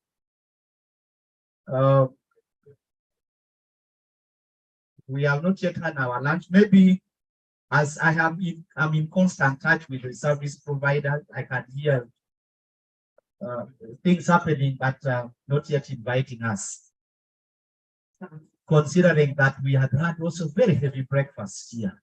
Tea break was very heavy. So really we expect still to be stable with our sugar level. Commissioner, please take charge and invite the presenters. Yes, I'm seeing there are a lot of time allocated, but this time allocated, we are cutting it by half.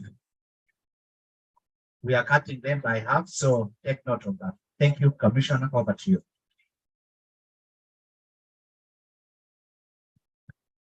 Good afternoon, members. Our moderator, Honorable Minister, here. Colleagues, the emphasis of this presentation should be on our priority areas. Not how you confront and the problems you encountered and all that. We don't want storytelling. Tell us what you would like to be captured in the budget cycle as your priority areas, and we shall ultimately give you guidance on that basis. So without, I think the priority areas should not take us, each of us, more than, is it 5 minutes? A maximum of 5 minutes. And do not begin by saying, I've been given 5 minutes. So we've already talked about that. Come and tell us the priority areas. And if you are presenting, don't reintroduce yourself. Just to say where you are coming from, which department, and proceed with the priority areas. State the priority areas, and maybe are you also permitted to mention a specific area of focus that you'd like this meeting to guide you as a department on, which planning should take into consideration. We all know what is going to be available. We have had promises, but budgets do not change a lot ultimately. Can I request that we proceed with the presentation, starting with the institutional assessment? Go forward. Institutional assessment, please proceed.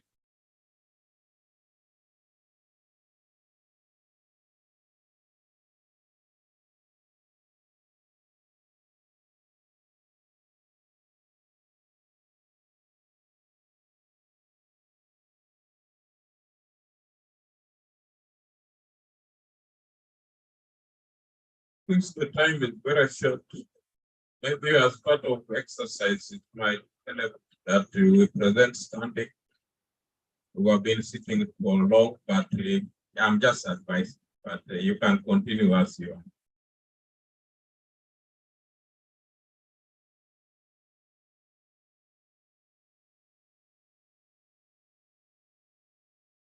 Thank you, Chairperson. I'm presenting on behalf of my commissioner for the Department of Institutional Assessment. The presentation has already been uploaded on all our forums, and as guided by the chairperson of this session, I would like to draw members' attention to page 19, where we have our priorities. But probably before we go into that, chairperson, I want you to allow me to say the mandate in order for the members to relate well with the priorities. Permission granted. The mandate of the Department of Institutional Assessment is to develop, review, and design operational and management structures and systems of government for improving service delivery. The functions have been given, and members will read and internalize.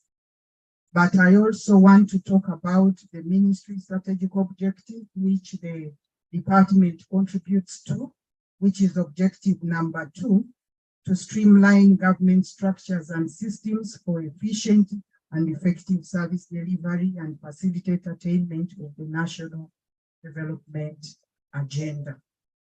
That now brings us to the overview of our immediate outcomes. There are 2: improve the efficiency in service delivery structures of government, and also improve the timeliness in service delivery systems.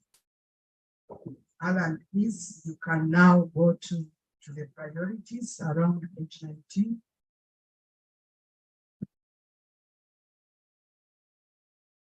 Chair and members,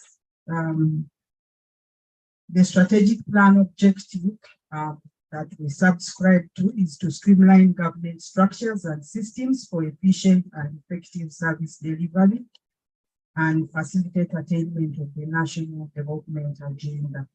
And under there, the interventions, the first one is to restructure government institutions to align with new program planning, budgeting, and implementation.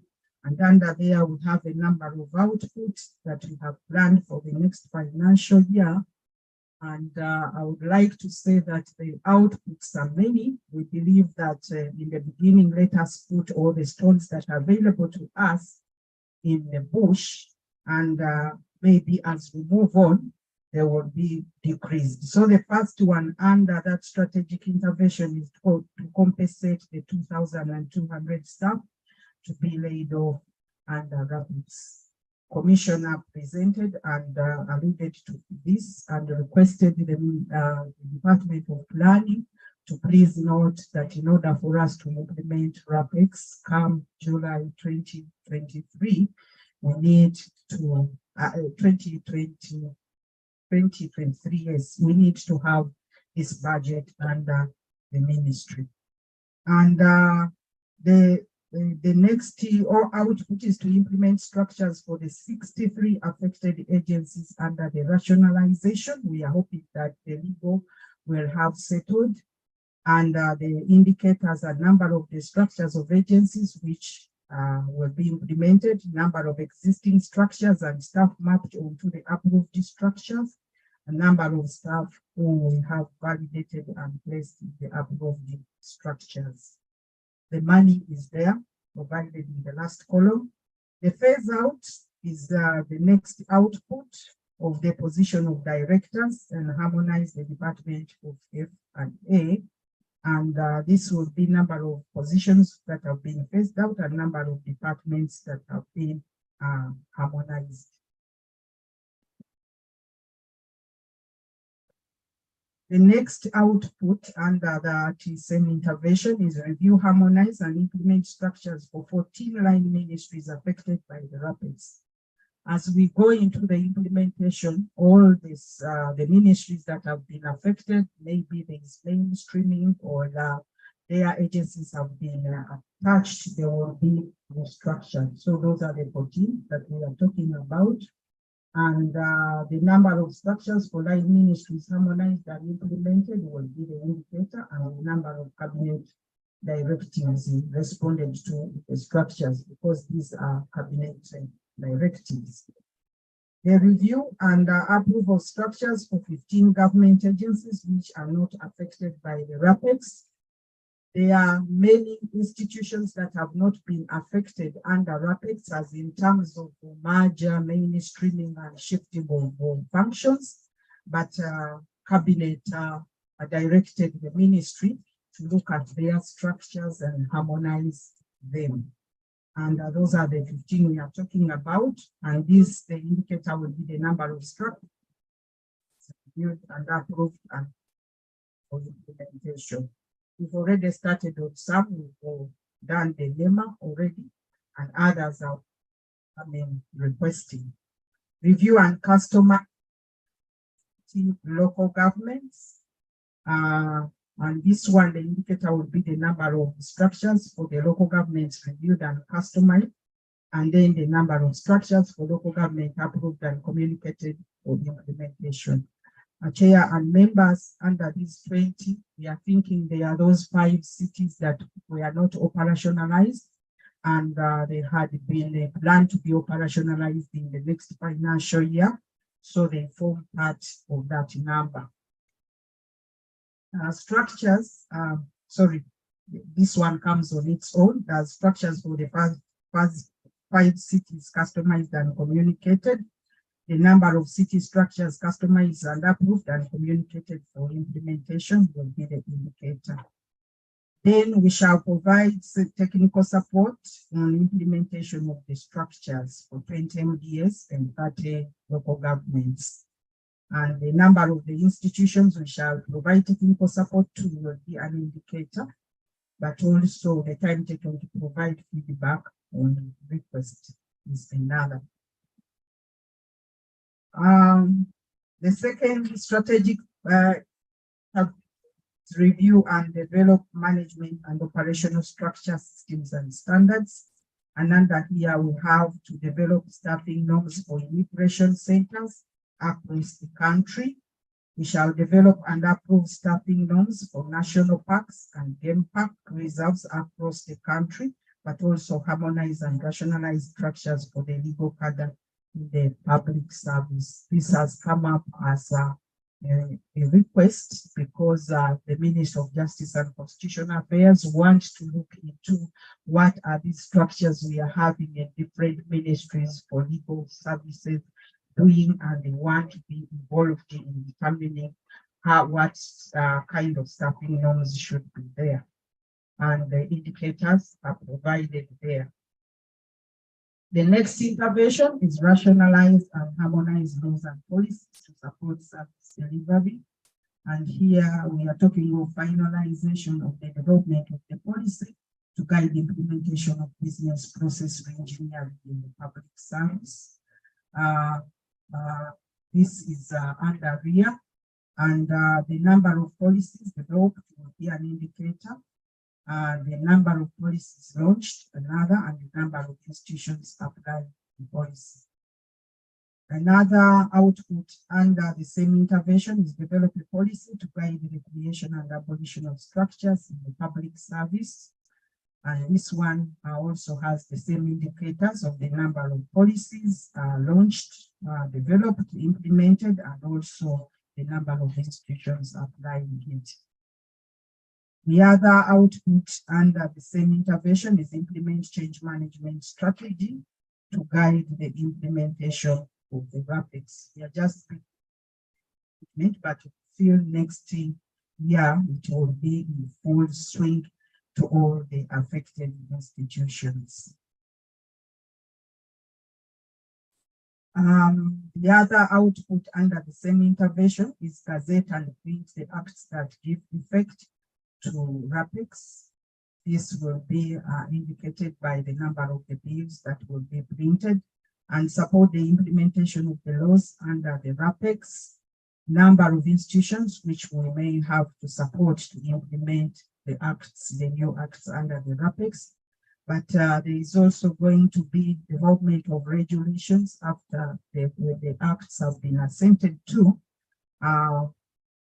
We shall give support for the implementation in the development of these regulations because it is also an output under the RAPEX. Print, disseminate, and implement guidelines for the RAPEX. The implementation guidelines are in place, but we have not yet printed massively and disseminated them as required.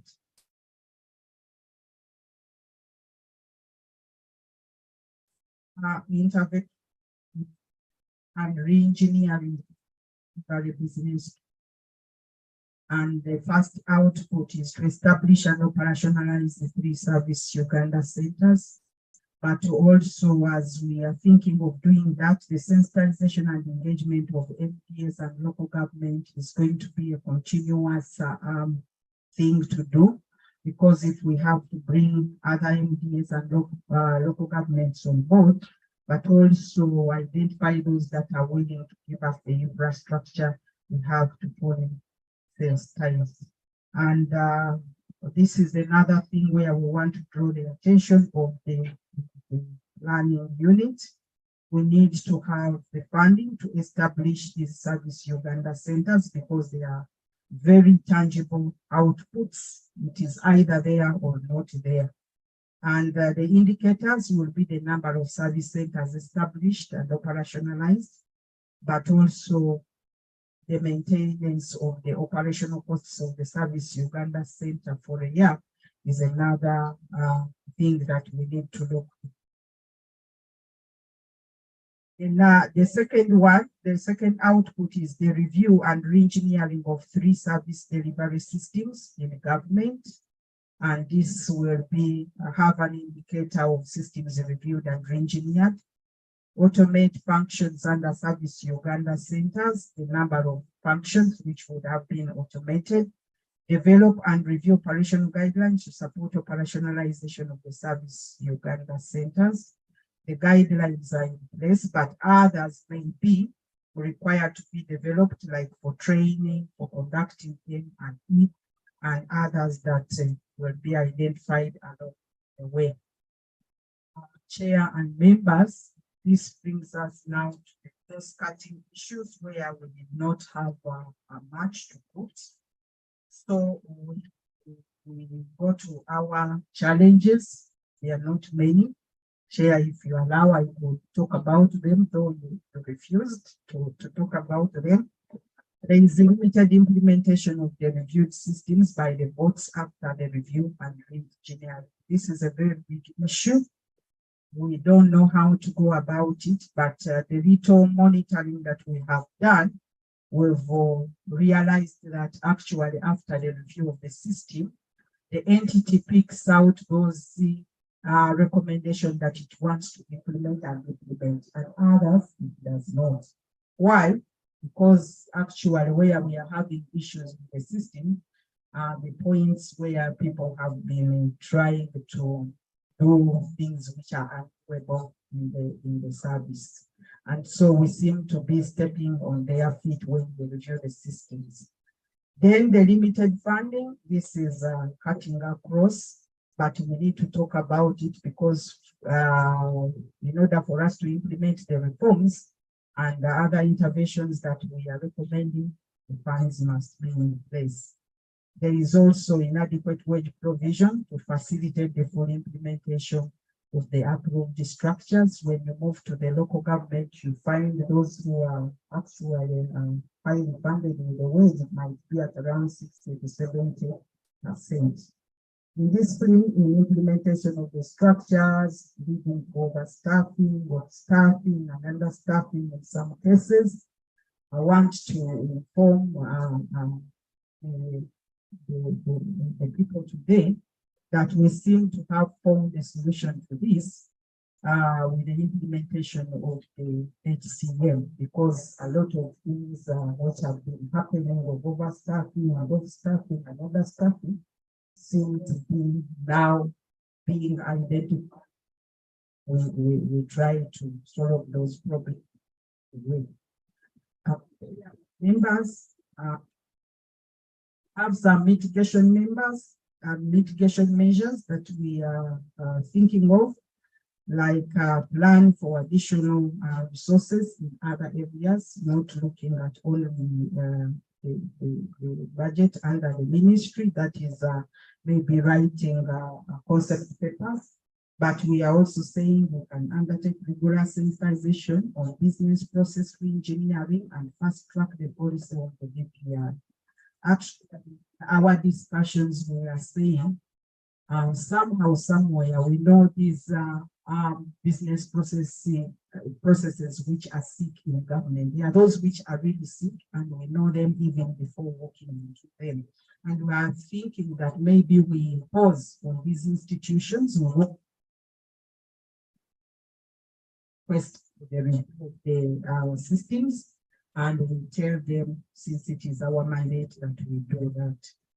Have the discipline on structure implementation through strengthening the government establishment control.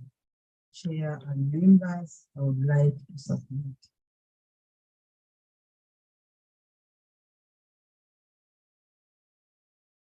Thank you. Thank you very much, Sarah, for that submission. Being the first presenter is always a challenge. The defiance is very prominent, but I would like to caution the coming presenters that I will not be very tolerant. The approach is that the members take note where you'd like to advise. We shall have a plenary discussion. We are not going to discuss now. Institutional assessment, of course, is a unique department also, so take that in view.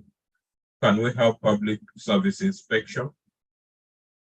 5 minutes strictly.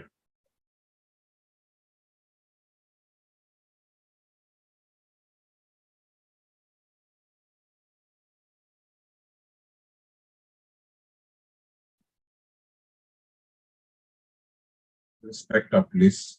Thank you very much, Chair.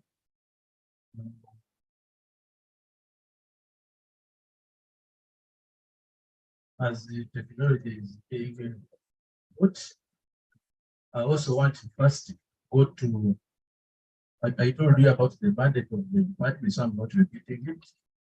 But I want you to go to page 3. Page 3, slide 3. Oops. Slide 3, okay. I'm talking about the functions or the key result areas which we are supposed to do. One is provide support in documenting service levels, and there is another slide I think coming, that one. Also to inspect MMDAs and to determine the level of compliance with set standards, to conduct institutional performance assessments using the bypass to identify best practices and clinical performance, and also periodically undertake national service delivery surveys using the public service scorecard, the scorecard, and also a national service delivery survey every after 4 years. In a nutshell, those are some of the things that we are supposed to do, apart from providing oversight on the other inspected agencies of the government. Our contribution to the strategic objective is to strengthen accountability for results across government and responsiveness to citizens. The next is intermediate outcomes, including quality of service delivered and compliance to service delivery standard. Next. The outcomes, level of beneficiary satisfaction with services provided, and also level of compliance with service delivery standards of this. I want you to go straight now to slide 24.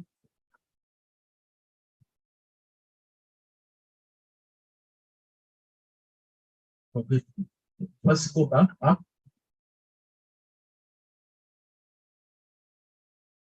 Yes, next. Right. One of the, so in terms of now, this is where we're going to have a difference. For us, we decided to play safe. We used what we have allocated for this financial year. We were not guided to use a shopping report, a wish list. So what the money that we got for this financial year is around 638 million, and that is where our price what we are using. So under strategic plan intervention of the power system to demand for accountability and locally for enforcement compliance, proposed intervention outputs, service delivery standards to both and integrated. This is an ongoing activity we shall continue with it. And then compliance enforcement, where we are going to do compliance inspection within DS and medical fix. And then we're also going to try and build capacity in institutions in undertaking compliance inspections. And here we are talking about the number of inspectors trained and the number of political leaders that are trained in this. But because of funding requirements, we shall restrict ourselves on the quarterly meeting where we discuss issues to do with inspections. So each quarter, we have a mandatory staff meeting where we meet all the inspectors and we discuss issues to do with inspections, including inspection findings. Then the other one, strategic plan intervention within the ICT to increase inspection coverage. We are talking about the inspection tool developed and operationalized, and we are talking about number of MDS where it's to be rolled out. Again, in consistency with the funding available, that is what we target next. Then the other one is about undertaking regular national service delivery surveys. I remember this national service delivery survey is done every after 4 years. And the last one was in 2021. We are thinking of disseminating this for 8 days, but members are within the end of this year. We are thinking of an innovative way of trying to do more coverage in the dissemination of this finding, and also to ensure that these findings are utilized by the MDS when they are doing their budgeting. We are thinking that probably we work with the National Bureau of Standards so that they tailor presentations during the forthcoming local government workshops so that our representative there work with it, because I'm aware that wherever there's those local government budget workshops, the Uganda Bureau of Statistics is equally represented there, so that we use that is first of all to have ourselves report on that agenda, but also to ensure that the dissemination of the regional results for that region is disseminated. Thank you very much. Thank you very much for giving time. Can we have records and information management?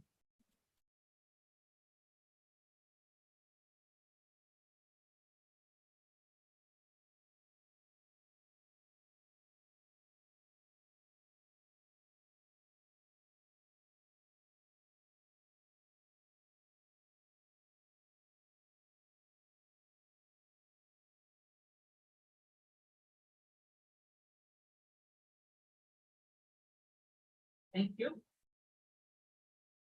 So I'll start with the mandate of the department, which is to develop systems to ensure that government institutions apply good practices in managing public records in all media and formats, including those in electronic form, and preserve the documented heritage which documents for Uganda's posterity. Then we move to the next slide on ministry strategic objectives, which the department contributes. We contribute to 3 of them: strengthen accountability for results across government and responsiveness to citizens' needs in the public service performance management system. And then to streamline government structures and systems for efficient and effective service delivery to facilitate attainment of the national development agenda.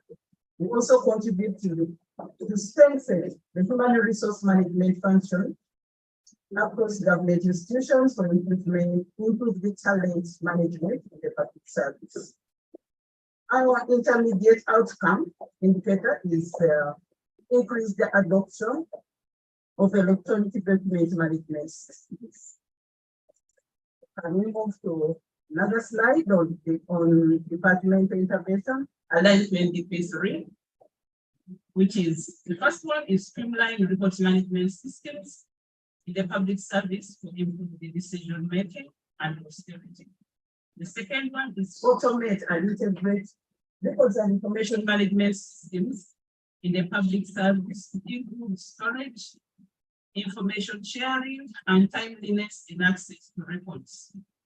So the department also has some reform items, especially the article 21 appearing there. The PDRMS, so it was not captured, to be rolled out in the MDS and government reform. Then mainstreaming of the National Record Center and archives in the Department of Records and Information Management were affected by the policy change that there is no agency to be established as per the National Records and Archives Act. And at this point, we request to be advised on, as a technical department, on the way forward, because the Act has got some provisions which are relevant as we move the agency. How are we moving on next? And having it in mind that we're also working with the policy. So next is, yes, go straight to the priorities. So we have the records policy and regulatory framework developed and reviewed. And you can see we have the act there cited because of the rationalization issue which is ongoing. Next is compliance with real standards in 20 MDAs and local governments assessed and technical support provided to address the identified gaps. We manage the budget here by moving with the PSI, and recently Ministry of Local Government also supported us a lot, where we were able to cover all local governments, that is districts, municipalities and cities, performance improvement support program. Then we have capacity of 500 records officers built in records and information management.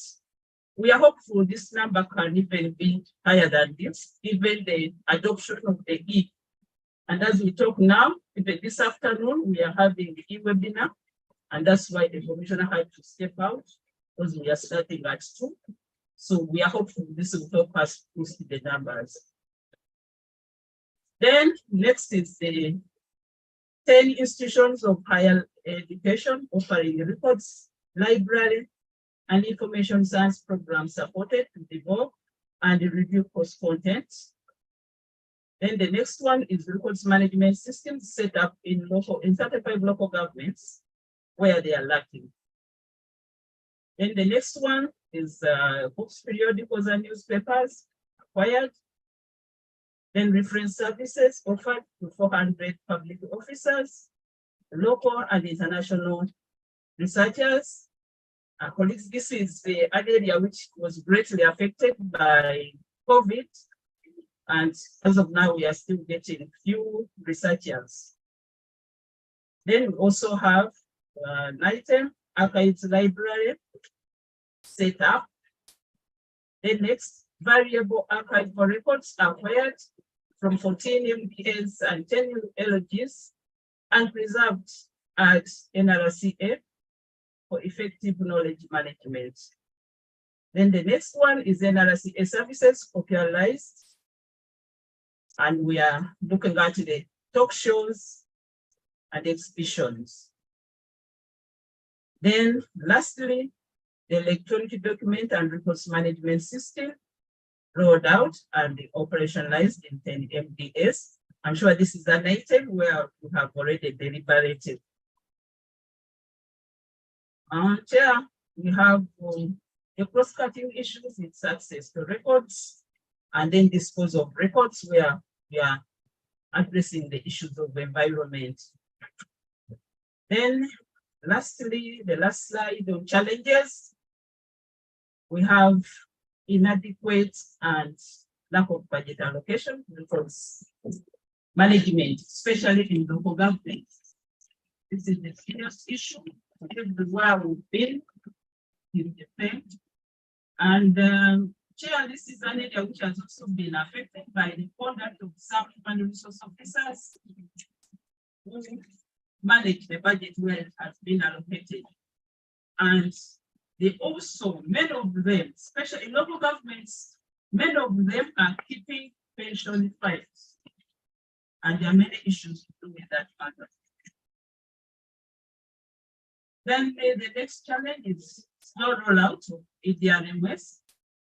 To mitigation measures, we have designated records. We propose that we designate records management services as an assessment area for governments, and then to develop a project proposal and not before funds to roll out EDRMS in all MDAs and local governments. And as I conclude, we also have some administrative concern local here. And the issue of our inputs, the stationery, which is budgeted for under administration. They are specialized items which we have not been able to access for the last 5 years, and it's a challenge. Then the issue of equipment, we'd like to thank the PS because she had a deliberate concern that we get shelves every financial year. But I think the budget now is against us. But that one has moved on very well. Then Supervision of the maintenance of this building. It is a challenge. We have seen service providers coming in and noted some of them are really not competent. Because you realize you're not someone fidgeting to remove one bulb from outside, and then you wonder. So there is need for us to have administration board that is responsible to come and observe what is being repaired or replaced. Then the front where we enjoyed yesterday, you may have observed that the surface was damaged. So the cleaners used the water jet. So by the time we noted it, they had removed the top layer because there was a curve on that surface, because that is the first floor of the administrative building in case the government gets funds. But now that floor, which was the layer which was covering, was damaged. So now what is happening? Sand is being scraped.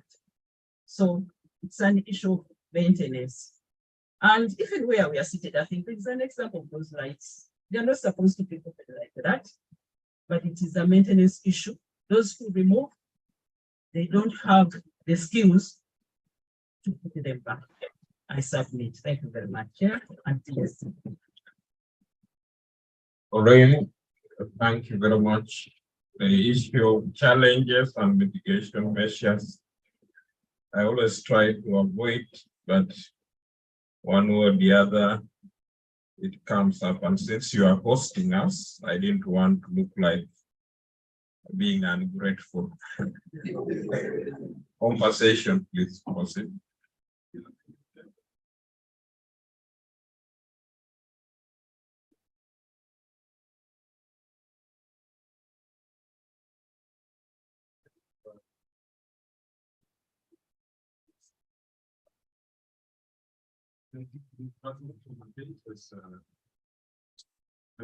Provide both directions for visual and technical support for the efficient and potential management of the weighted payroll depends on the activity in the public service. The functions are not to us.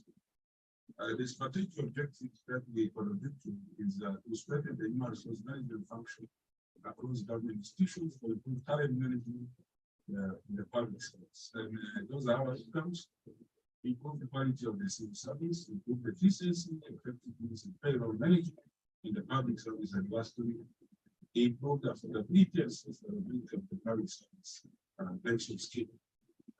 This already provided in our report in terms of the priorities and targets.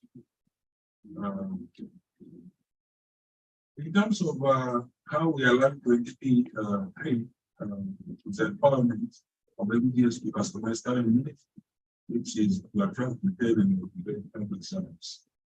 And the reforms we are proposing are basically three. One is to reform the current unfunded public service pension scheme, which we presented on, but also the setting up of the National Emergency Report. I think this is an old presentation which was good.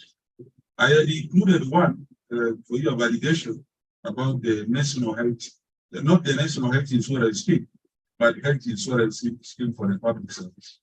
We already have the policy of the national health insurance scheme, which is under national health. The sponsored one, subject to whether we can support it, but we already did a lot of paperwork. If we think it can be a priority project, we think it can also be financed with the current budget that is being assigned to health and burials, because the funding is quite adequate. This is already known, as said. The proposed priorities in the next financial year. This is an old document. We revised it. I don't know whether it will give me the information I want to sell, but we can look at some of the priorities, but they are changed. One is strengthening the human resource management function through the wage performance analysis and reconciliation, which you have been doing, and it is helping a lot to identify gaps in payroll management. The technical support, both in the wage payroll, pension, and gratuity management, we will continue to provide them to all of the boards. Then, of course, the strategy will change. because of funding. But we had the last one, which was very, very effective, where all votes were bought by Ministry of Finance and give advantage of them. We want to have a combination of that. Guidelines on the management and welfare, payment of pension and the HR general. The estimates, entities, the pre and post employment program. You have withdrawn the other one. The pre and post retirement training programs is what we also think we can optimize. Number one, through the review of the curriculum, but also the contents. We also hoping that if resources allow, we do an assessment of how effective this has been. But we are going to continue using a combination of approaches, including virtual processes. The National Enrollment Review Board, which we think will delay this year, has to be prioritized and spread next year. This year, we have had a challenge, Honorable Minister, with media intervention. We submitted the cabinet paper for only a memo number and clearance. Since April, we have not received the feedback from Cabinet Secretary. We have in August written another reminder. I think there is another parallel process that side, and that's why it is not coming out. But since April, we were not able to get our clearance to go to Cabinet, and Parliament and Cabinet is asking for these papers. So we think that we need support there. Then the HR analytics, this year we are not able to implement because of financing. We are hoping we are supported to go on with this program. We have already identified needs. Inspection needs, actually, we need to train some people in inspection on analytics to be able to support effectively the e-inspection tool.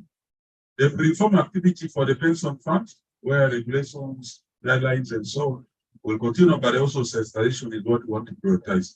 I thank you, Chair. Thank you very much. For, you know, if you had gone beyond, I was about to stop you. Members, we are advised by nutritional experts that to allow a plenary when for hunger is to invite quarreling. So I would like to end here and thank members who have submitted and return to the review coordinator who advise us on the next step. The next step is to go and energize ourselves a bit. Susan, you played very well over lunch yesterday. This lunch, because it's late, will not require very lengthy prayer. Please restrict yourself to the prayer you gave yesterday so that we can go for lunch. Thank you.